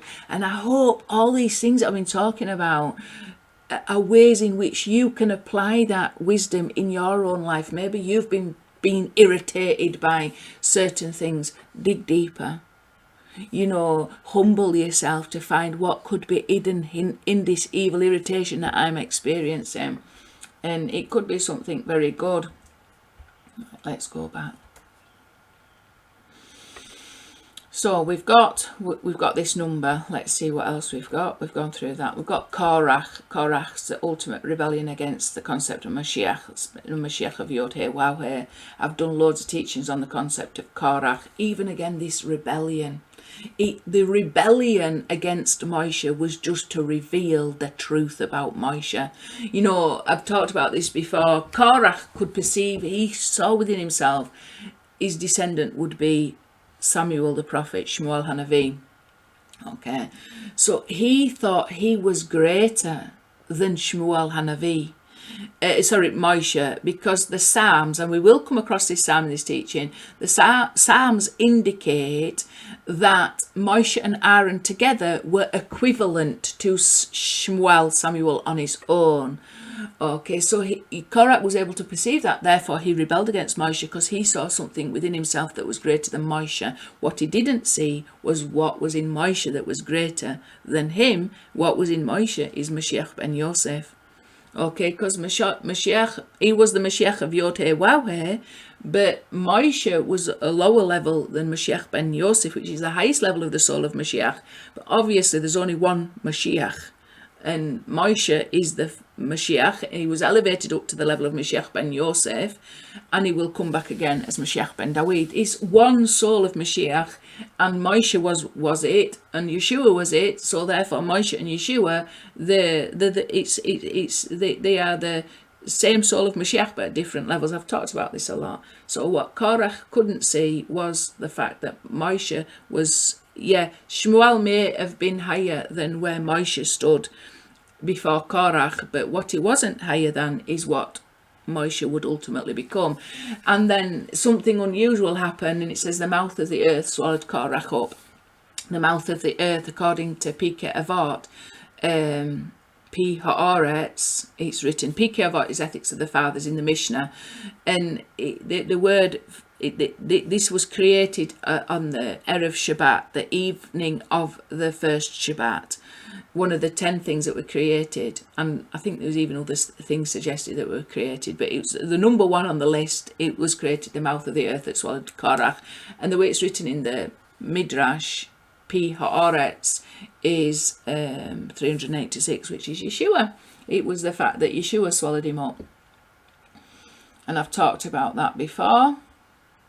Let's go and have a look at some of the verses that we might have.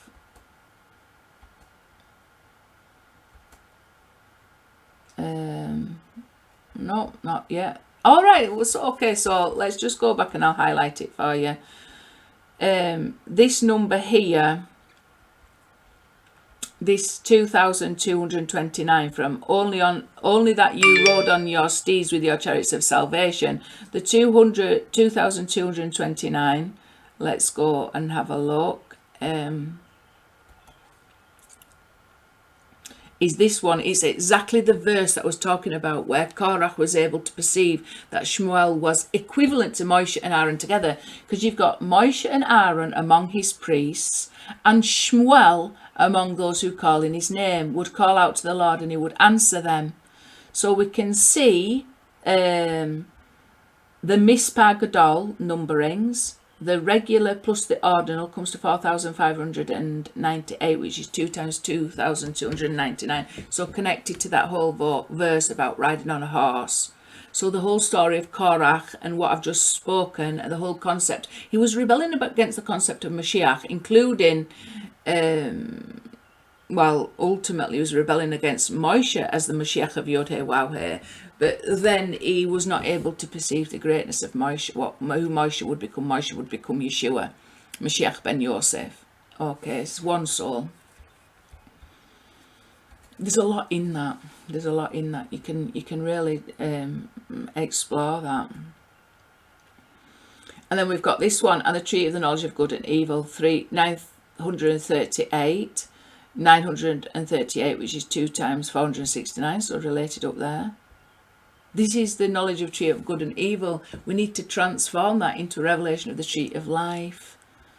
Okay, we don't get one without the other. Without Korach, there's no Mashiach ben Yosef. Without Mashiach ben Yosef, there's no Mashiach ben David. Korach's rebellion against Moshe forced Moshe to become something very unusual, like the mouth of the earth that swallows Karak up. Without the anti-Moshiach, there is no Mashiach, there is no revelation of Mashiach. So that confrontation, that rebellion against the concept of Mashiach ben Yosef, that false Messiah, concept of the false Messiah, is part of the whole revelation, isn't it? Without Korach, there's no Mashiach ben Yosef, because he forced Moshe to, if you like, he forced him to become something very extraordinary, very extraordinary, i.e. the whole concept of Mashiach ben Yosef that has descended into the mouth of the whale, if you want, in order to rectify the entire of humanity, to bring us up to that place where we are able to receive the name YHWH. So there's even a mystery in that, isn't it? The rebellion of Korach is for an ultimate good. It's the ultimate good is to reveal Mashiach ben Yosef. And then you've got reference to Yaakov, because Yaakov, the ordinal of Yaakov up here is 47.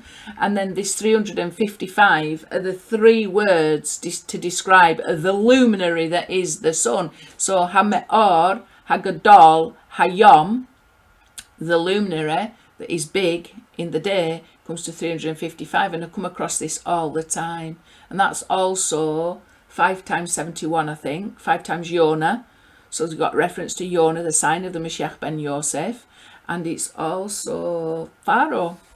So we know that Pharaoh is very much connected. Yosef appears as Pharaoh, but he's not. So Yosef appears as Roman in this exile, but he's not. Yeshua appears as a Roman, but he's not. The truth is he's a Hebrew. So it's all gloriously connected. Torah. So this is Torah spelt out, spelt this way, where the Tav is Tav Vav, So Torah, spelt this way, is 938. Exactly the same as the tree of the knowledge of good and evil. Okay. And this is also Michael. So you've got, on the one hand, you've got the good aspect of the tree of the knowledge of good and evil, which is like Michael, the advocate. And then you've got the bad side, the evil side. And this is the Metatron, isn't it? Metatron's like the rod of Elohim. Sometimes he helps and he's an angel of God, and sometimes he beats us up and he's Hasatan. There's a double side to it. It's like the rod of Elohim that Moshiach flung on the ground and it turned into a serpent. Okay, he's got that double, he's got that good and evil aspect to him. He's ever changing, if you like, or like I say, ever renewing. You know, what we're going there? Oh yeah, the 101. So 101 is Michael, but really we've got Michael is an advocate for Yisrael. He's the angel that advocates for Yisrael. Satan is the guardian angels of Esav. Okay, but Baal Shem Tov pointed out that Michael should be advocating also for the body, for the nations, and he's not doing that job. So we've got to get, and Baal Shem Tov says we've got to get rid of the concept of Michael, because he's simply not doing his job. He's advocating for Israel when Israel don't have the merits in order to usher in final redemption, but he should also be advocating for the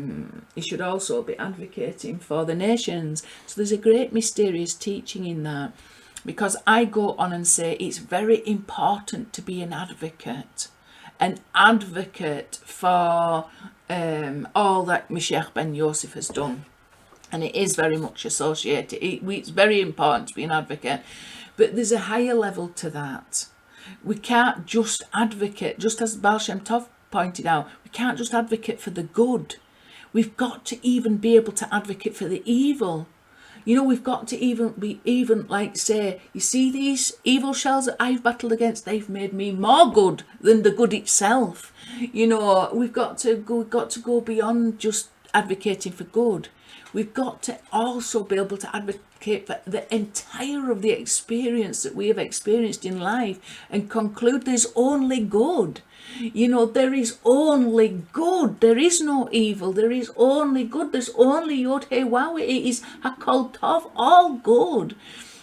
So sometimes when we're learning the Torah, we read the Torah, you're not brought to that place at the one level of reading even the written Torah. It brings you to conclude, oh, they're evil and they're going to perish because Hashem said this, and if you do that, well, you're written out of the book of life, and it goes on. It fills us with judgment. So it's easy to go into accusing those where you see that are doing evil and advocating for those that you see doing good. But Baal Shem Tov said we've got to advocate for both, because ultimately the nations are our own body. The nations represent our own body. We are a soul that has descended into a body. YHWH is the light, the soul that desires to descend with us into physical reality. This is what we want. We want that. We came across 120, didn't we? 112, sorry. We want that unity between heaven and earth, between YHWH and Elohim. Okay, in order for that to be the unity, we've got to advocate for peace between those, and it's like our soul within our body. We have no life. This is life. This is a unity of soul and body, heaven and earth. Right here, we are that unity. And you imagine our body represents the nations. It represents Esav. We don't want to condemn and accuse our bodies to the point where it dies. We want to advocate, say, no, we want life. We want ultimately resurrected life and eternal life. We need to advocate for ourselves, because advocating for the evil that we see in the world, we're actually advocating for life for ourselves. We are physical and spiritual, together a unity. We are Yisrael and the nations right here within our own bodies. Now, if we can't learn to advocate for the evil that is represented by our body and see the good in that, i.e. our ability to serve the name YHWH, nothing else beside him, then we are going to miss the mark. We're never going to have peace. If we can't even get peace between our own body and soul, we're not going to see that peace outside. And if we are constantly accusing, or if we're looking outside and seeing all the evil that people deserve to die as a result of, that's the evil within ourselves that we're seeing. We're condemning ourselves to death. We are actually literally accusing ourselves and justifying why we die. And sometimes we get that knowledge from the Torah. We get the knowledge of, oh, that's evil and that's good. We get it from the Torah itself. And this is why the Torah of Mashiach ben Yosef needs to wash clean all these harsh judgments that lead to death, so there's no more death. We've got to elevate ourselves up so that we're not accusers in any way. We are advocates even for the evil that we've experienced, because we've been able to perceive that even that is only for good, only for good. Okay, and that's the true Torah. That's true Torah. It's not the Torah that represents the tree of the knowledge of good and evil. It's the Torah that represents the tree of life. That is the name YHWH. It's a higher level of Torah. This is the Torah of Metatron. We're wanting the Torah of the King over kings of kings. Okay, and the one we've got is often the Torah of the tree of the knowledge of good and evil. Here again, we've got the Torah 611 plus 53, which is Yeshua, by the way. 664, which is connected to the three. It's up here, isn't it? 332, which is when you're riding on the horse, you know, is connected to Torah also. So Torah has got the potential to get us up to here. 2 times 332 is 664. Okay. However, we've got this is the regular, the ordinal, that's the square ordinal, that's the square regular of Torah. If you add them all together, they come to 201,670, which is 430 times 469. 430 is shekel, which shekel, it's like Mashiach ben Yosef needs buying back, redeeming from Rome. He was sold into this slavery just as Joseph was sold, and he's redeeming back. Talk about this a lot. Pidyon nefesh or pidyon haben. And then there's also Kates Shem Lechoshech. He sets an end to darkness. That darkness is all the judgments, harsh judgments that are found within the Torah of Moshiach. Okay, that lead us to death, that lead us to judge, that lead us to perceive reality in terms of good and evil, and that in itself blocks us from accessing the name YHWH. So sets an end to darkness. It's also 43 is the ordinal of Asaph, which is synonymous with the nations, which is synonymous with physical reality. So 10 times Asaph is 430. So loads of stuff that 430 is. I've gone across it many times in my teachings. So, but it's 430 times 469, which is up here. The tree of the knowledge of good and evil, and also connected up here.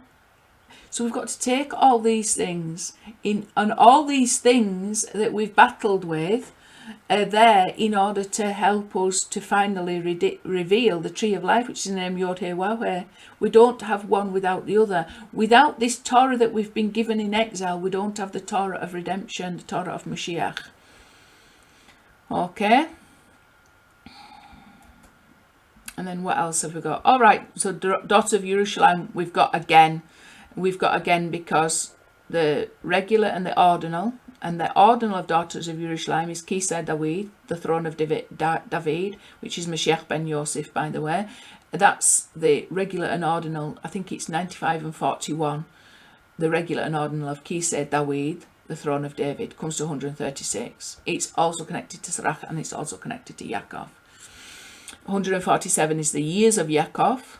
Okay, so if we take this number and add them together, we get 2,000. We've just taken these two numbers, haven't we? And that relates up to the 1,334. I think it's 2 times that, if I'm correct, adding these two numbers up. We've just done that, haven't we, when we were doing guarding the matzos. Now, if we take these two numbers, add them together, we've got a direct link back to here also. only that you rode on your steeds with your chariots of salvation. So the concept of the daughters of Yerushalayim are very much related to Mashiach coming on a horse. Okay, and the king coming on a horse, not just the YHWH coming riding on a horse, not on a donkey. Right, we've just gone past that, haven't we? So where are we going now? Right, I've just got a couple more verses that are related, one to this number and one to this number, so to just help build up our picture. So we've got this one, the spider grasped with their hands. This is Sarach Bat Asher. So this is Sarach spelt out. It comes to 308, so the exact gematria of he rode upon a horse. She is absolutely critical in revealing the concept of Mashiach ben Yosef. And through that, then we've got the king coming on a horse. She's in the king's palaces doing some... I come across her all the time. She's related very much to the concept of Mashiach. She's the final hair of the name YHWH. Okay, and then we've also got this one. And Absalom said, now call Hushai the Archite also, and let us hear what he has to say. Okay, so this is where I get the Corona Gam from. I've talked about this a lot in the teachings. Corona Gam, the initial letters of Corona, it's like the virus. I'm not going to go through it now, but Corona, as in coronavirus, Corona Gam. And then we've got that 43 that is Esav. And he said, bless me too also, Father. It means also. But this Corona Gam, call out now also, is related to the time that we're in now. When Yeshua died, he ascended into heaven and he descended, and he came to visit his disciples whilst they were fishing. They'd not been able to catch anything. He said, throw the nets over the right hand side of the boat. They got 153 fishes. It was a coded message to let us know that he was going down into exile, and at the right time he would need redeeming back. He would need a pidyon nefesh or a pidyon haben. He would need to be bought back from Esav. And I've gone over this loads and loads and loads. If you go any of my teachings who has ascended, it'll go through the basics of this teaching. But Corona Gam is call out now also. When do we start calling out? Well, you know when the coronavirus hits, because the initial letters Kof Nun Gimel are 153. So when the coronavirus hits, that's the time to start calling out, bringing me up out of this, from Esav, this exile. Okay, and revealing, instead of concealing the name YHWH, we're revealing the name YHWH. Okay, I've gone across that a lot. There's a lot that I could do a whole teaching just on that alone. Right, so now we need to just go and have a look at this. This 191, because it's 181 is very significant. So we've got this, and the bones of Yosef with the children of Israel had brought up out of Egypt. They buried in Shechem in a parcel of ground which Yaakov brought from the sons of Hamor, and Hamor means donkey, which is we don't want him to ride on a donkey, do we? We want Mashiach ben Yosef, the concept of Mashiach ben Yosef, who is the, you know, Yeshua rode on a donkey basically. He came at the beginning of exile. And this is our experience. He came riding on a donkey, but even that itself, there's no Mashiach, there's no king upon the horse without the Mashiach ben Yosef first appearing on the donkey. It's for us to transform that. We've got to do the work, the toil under the sun, in order to reveal the truth that's hidden in all that. Okay, so we've got this verse anyway. The father of Shechem for 100 pieces of money, and they became the inheritance of the children of Yosef.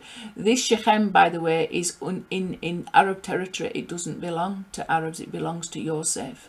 Okay, whether they are actually of the house of Yosef, I am not able to judge, because I know that a lot of Arabs are of the lost house of Yosef. Okay, however, at this time, this is a parcel of land within Israel that is clearly shown within the Torah, within the Tanakh, that it was bought by Yaakov, and it belongs to the Jewish people. It belongs to Yosef, in fact. Okay, it doesn't belong to Arabs, it belongs to Yosef.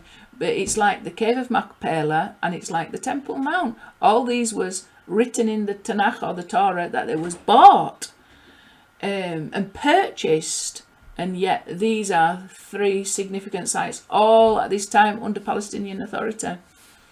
Okay? And the bones of Yosef, which, and may that end soon. You know, that does not belong. It does not belong to the Palestinian Authority. It is not their land. They did not buy it. They have no record. This belongs to the Hebrews, to Bnei Yisrael. And that is the truth. And no more of these lies. No more of these lies.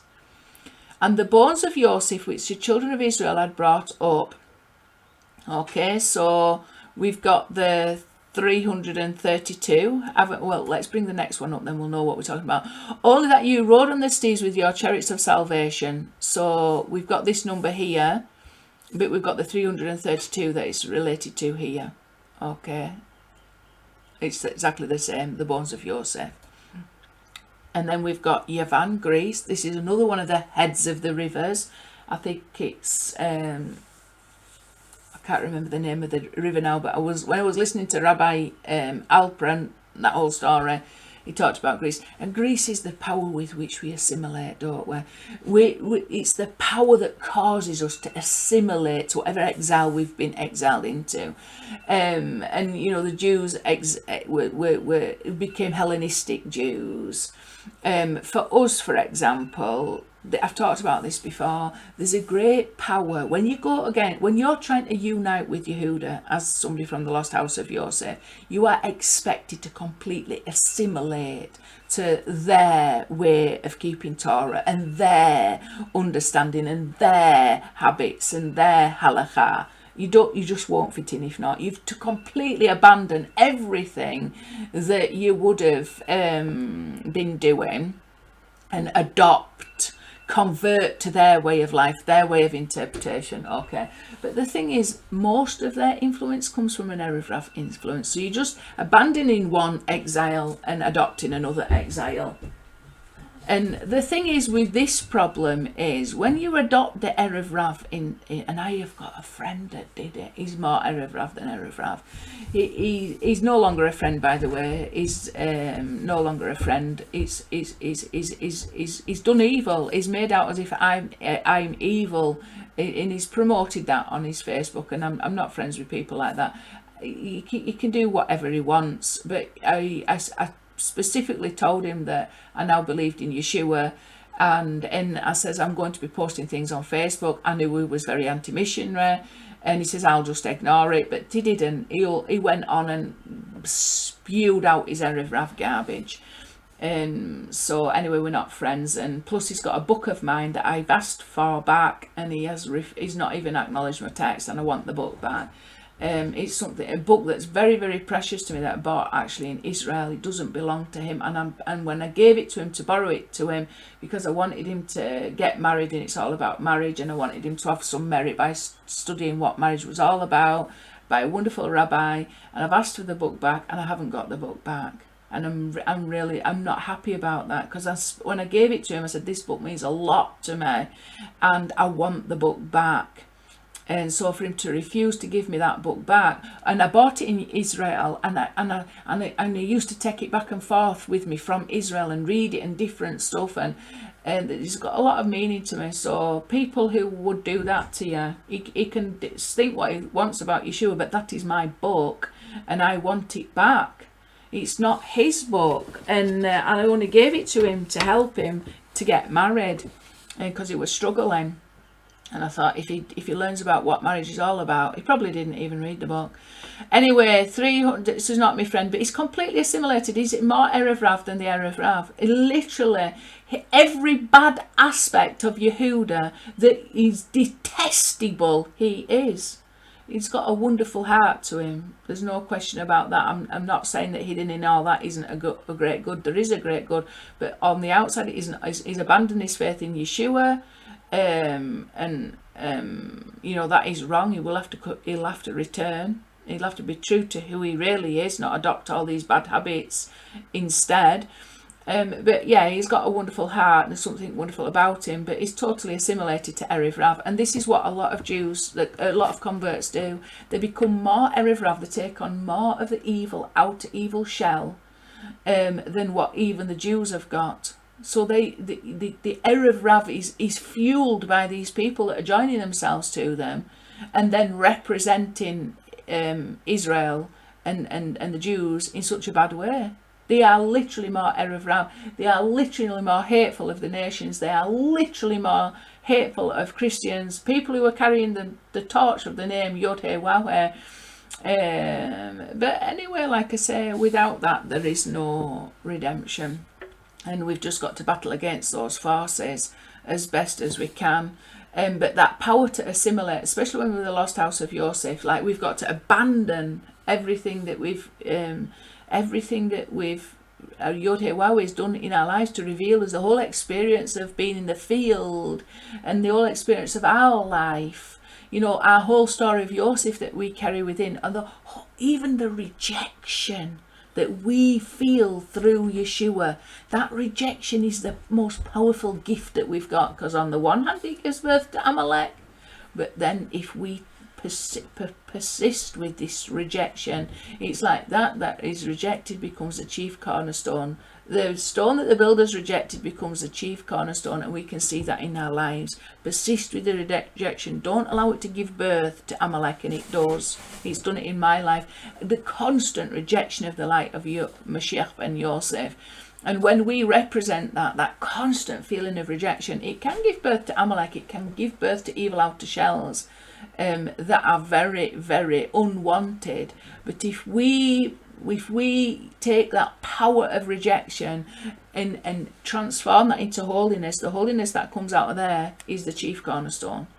It's just a matter of humbling ourselves when the initial response to that rejection is Amalek, and we can certainly give birth to that, and I have in my past, but I've had to swallow it and deal with it and confront it and transform it, and it's very, very, very, and erase it, utterly erase it, and still in the work in progress with that one, because you do feel that power of rejection. You do feel rejected when you go towards your Jewish brothers and sisters. You feel that rejection of the light of Mashiach ben Yosef, and like I say, you've got all on not to have that give birth to Amalek, because why I'm saying that is the mother of Amalek, or the one who did ultimately give birth to Amalek, was Timna, and she went to convert, and she was rejected by Abraham, Yitzhak and Yaakov, and she gave birth to Amalek.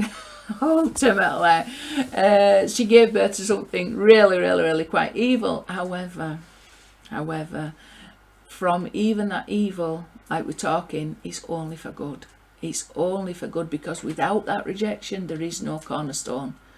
And we've got to understand that we're not given anything in this world. We're given the bad before the good. We've got to transform the evil and the wicked into the good.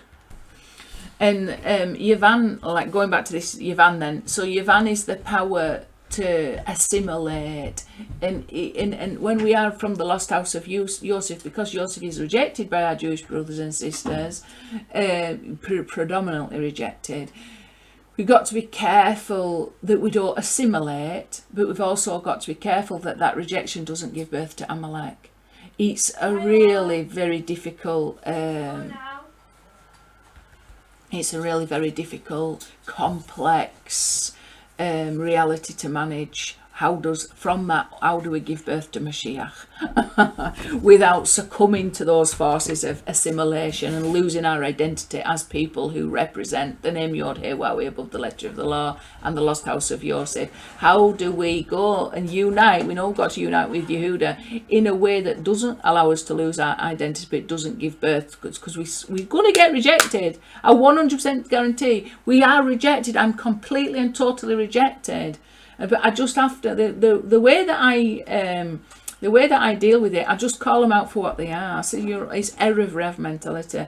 It's Erev Rav that rejects. If you could perceive the truth that's hidden within me and get beyond the outer shell that you perceive Yeshua being, you would accept. It's like Yeshua said, why did they just didn't know him.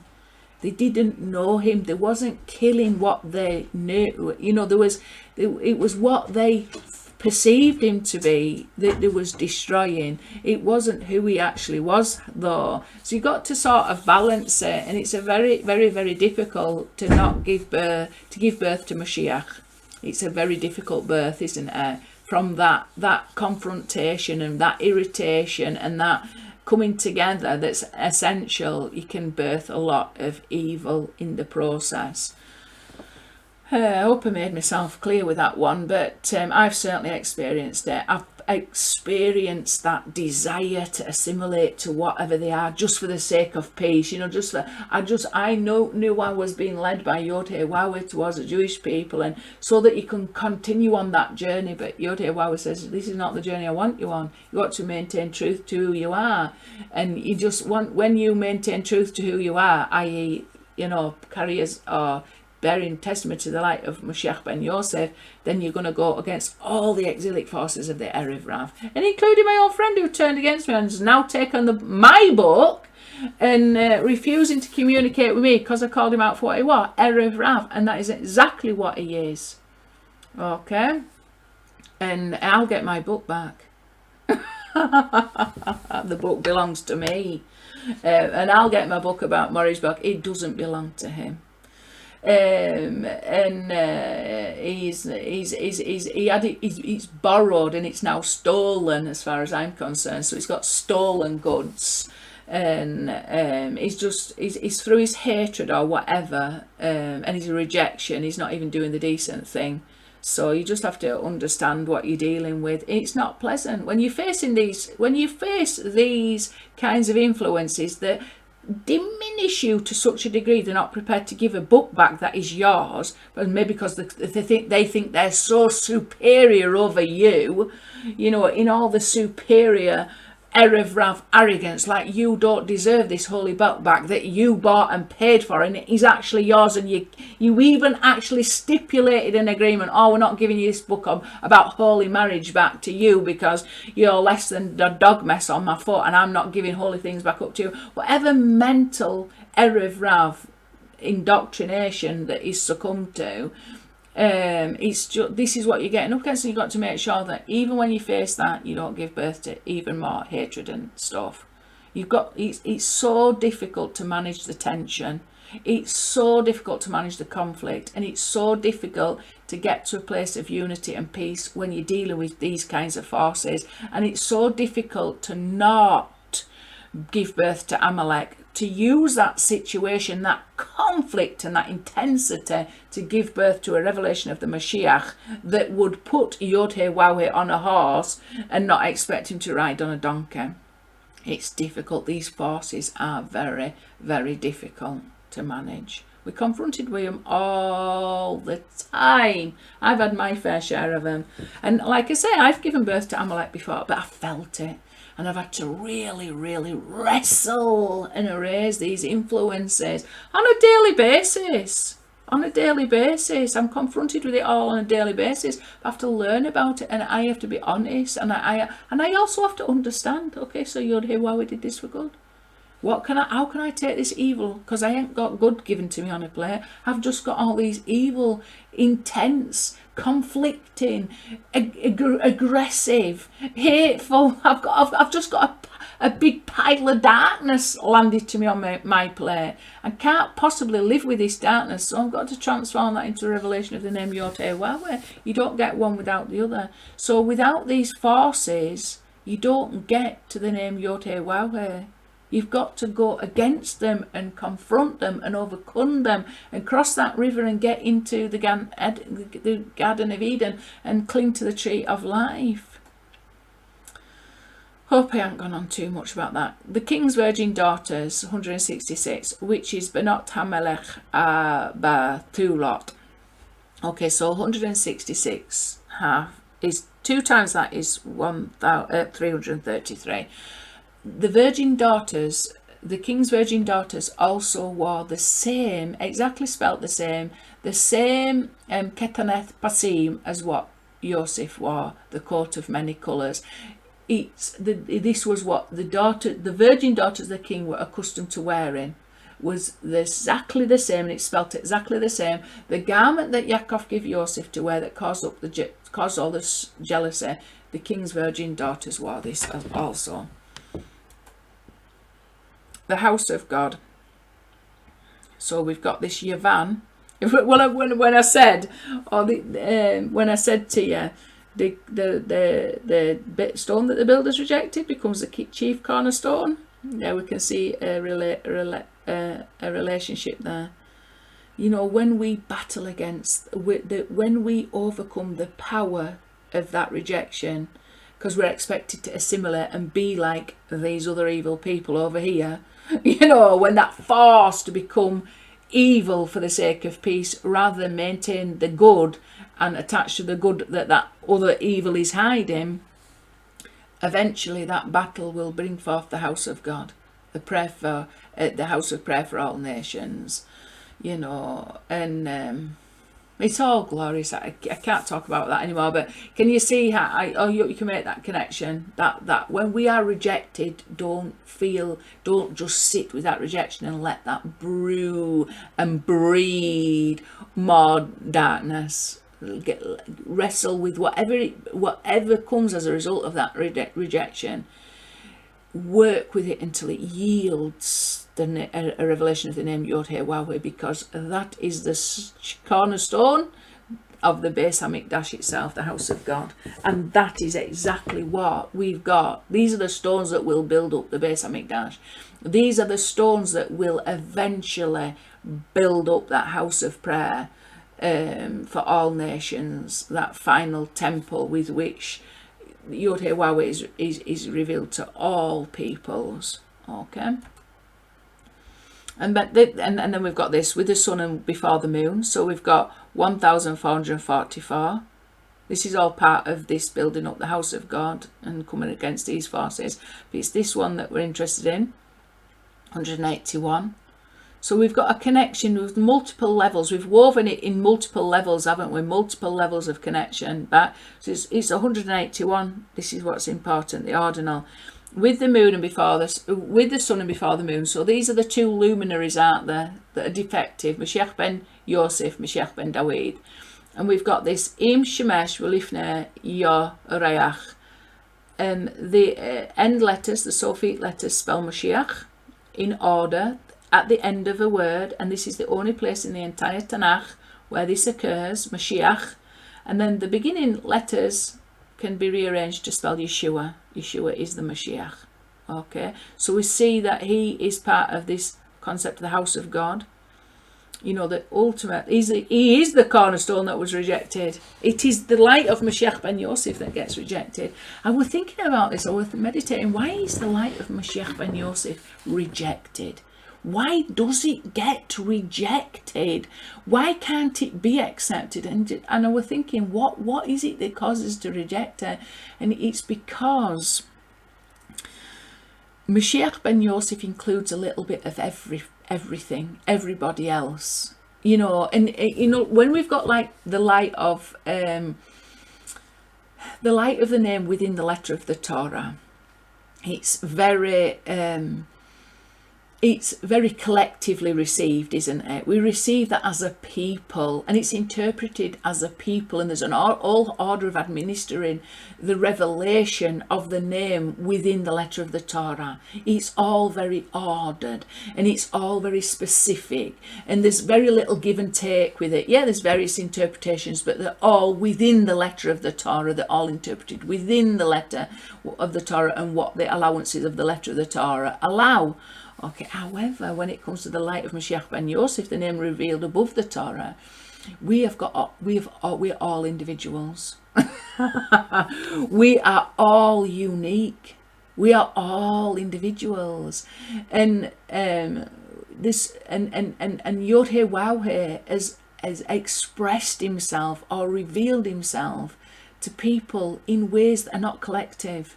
They're not collective, they're individual, and their individual understanding of YHWH irritates my individual. It conflicts with how YHWH has individually revealed himself to me.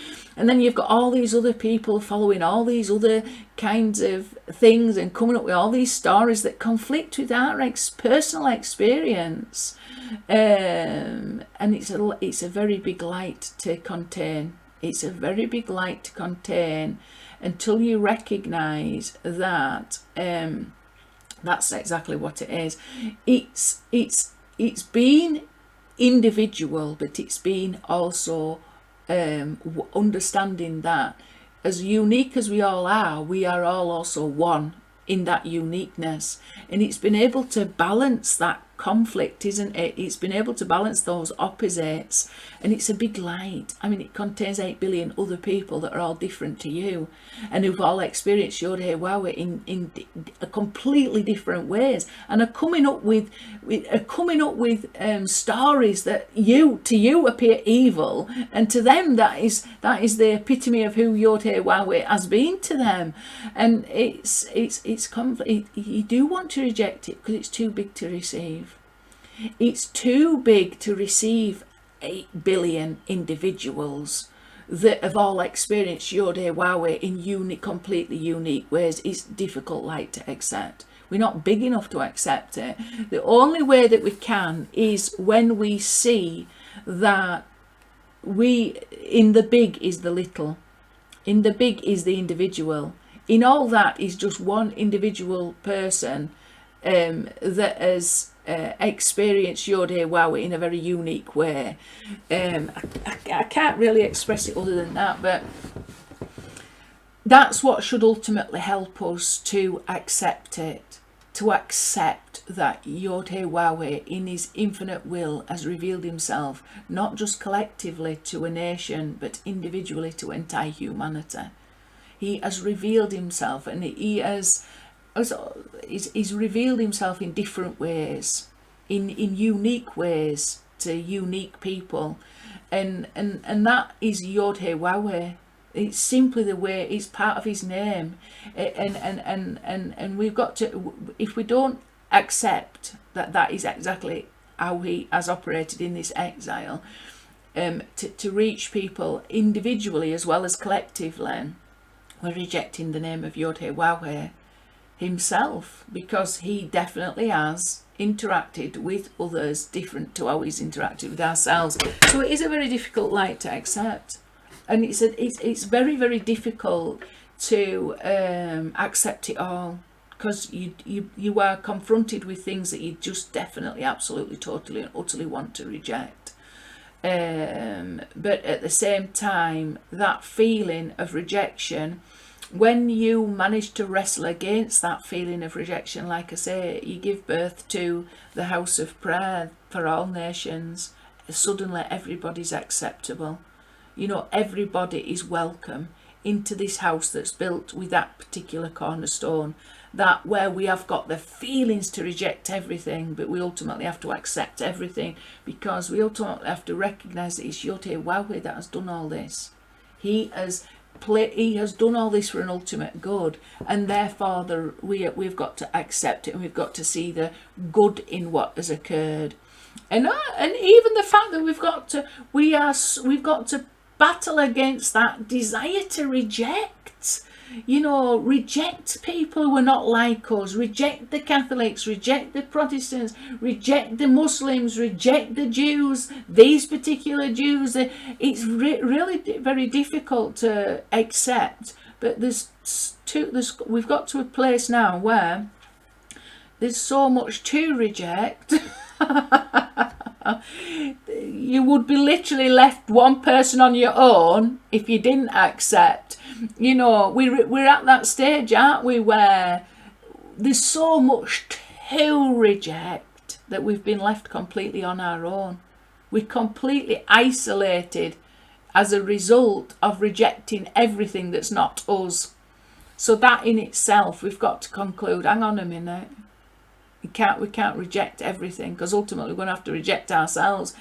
You've got to, when you get to the stage where everything is closing in on you, and you're having to reject absolutely everything because they are not like you, then that should be alarm bells to ring shouldn't it? Oh, why is YHWH doing this? Putting me in a situation where I literally have to live in a cave on my own forever to just feel at peace because everybody else's evil's irritating me and causing, at what point do you recognise I'd be just like living in a cave somewhere because I can't accept anybody else other than myself. This in itself should lead us to conclude, hang on a minute, this can't be. A YHWH can't have engineered it to so that we have to reject everything. There must be something in that when we waken up to that and when we see, we've got to reject everything, like even the politics that divide and the race that divides and the financial situation and the educational situation and the religious situation, there's everything, and the vaccinated, unvaccinated, and it goes on. There's Russia and Ukraine at the moment, who's right and who's wrong. There's so much to reject that you've got to actually accept. You've got to accept the differences in order to gain a place of peace. I should never be at peace in the world. You'd just be in constant conflict. So you've got to take that situation and it's somehow linked to the light of Mashiach ben Yosef. That's what I'm trying to say. Somehow in all this uniqueness, because Yechida, the level of Mashiach ben Yosef, means the unique one.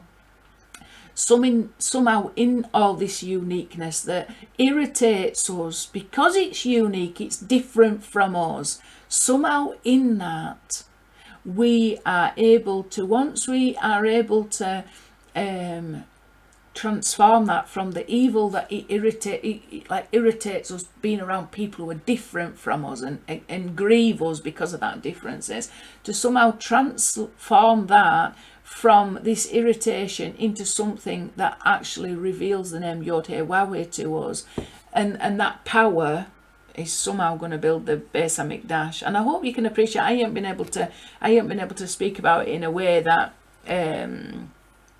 it deserves, but I hope you'll just run with it yourselves, see where that whole idea takes you, and try and fathom out what I'm saying, because it's not really a very mature way of saying it. It's sort of like trying to conclude. I were only thinking about these things the other day. I was thinking, I wonder why he is rejected, so powerfully rejected. I was thinking about Amalek and how Amalek is birthed out of that rejection, and linking that back to Timna. All these things, I haven't really explored it far enough to be able to communicate, but I hope you're running with me some other way. We'll get the king riding on a horse through this eventually. Death swallowed up eternally. So 859, the bones of Yosef. Okay. And then we've got Yeshua HaMashiach, regular and ordinal, comes to 859. This is all related. The death swallowed up is all the harsh judgments from within the Torah, the tree of the knowledge of good and evil. It's everything that would lead to death. And then we've got 895. I've stuck this on the end. Right, so this is just YHWH Elohim. I think I'd taken a... Yeah, it shouldn't really be there, but that's just to show that YHWH Elohim is 112. And then 859 is also, and the raven after its species. The raven is really the Ruach HaKodesh in exile. 139 is Yun Hanavi, the dove of redemption, or he's the prophet that reveals Mashiach ben Yosef. Okay, but everything in exile it looks opposite. So the raven, it should be a dove, but it looks like a raven. It's, again, you would reject it. It's something you can't eat. You've got to see. You've got to go for a process of rectification to reveal that this raven is hiding. It's not obvious. They did not know that Joseph understood, for the interpreter was between them. Again, this is connected up to here. So Yosef is not what's apparent, and as a consequence of that, he appears like hidden, just like he appears as Pharaoh's viceroy. And again, this is connected to Yonah Hanavi. Okay, Yonah is the sign of the Mashiach that brings about a revelation. of the King over Kings of Kings. Well, it brings back revelation of Mashiach ben Yosef. In that light, we see the light of YHWH. And with that, I will say shalom.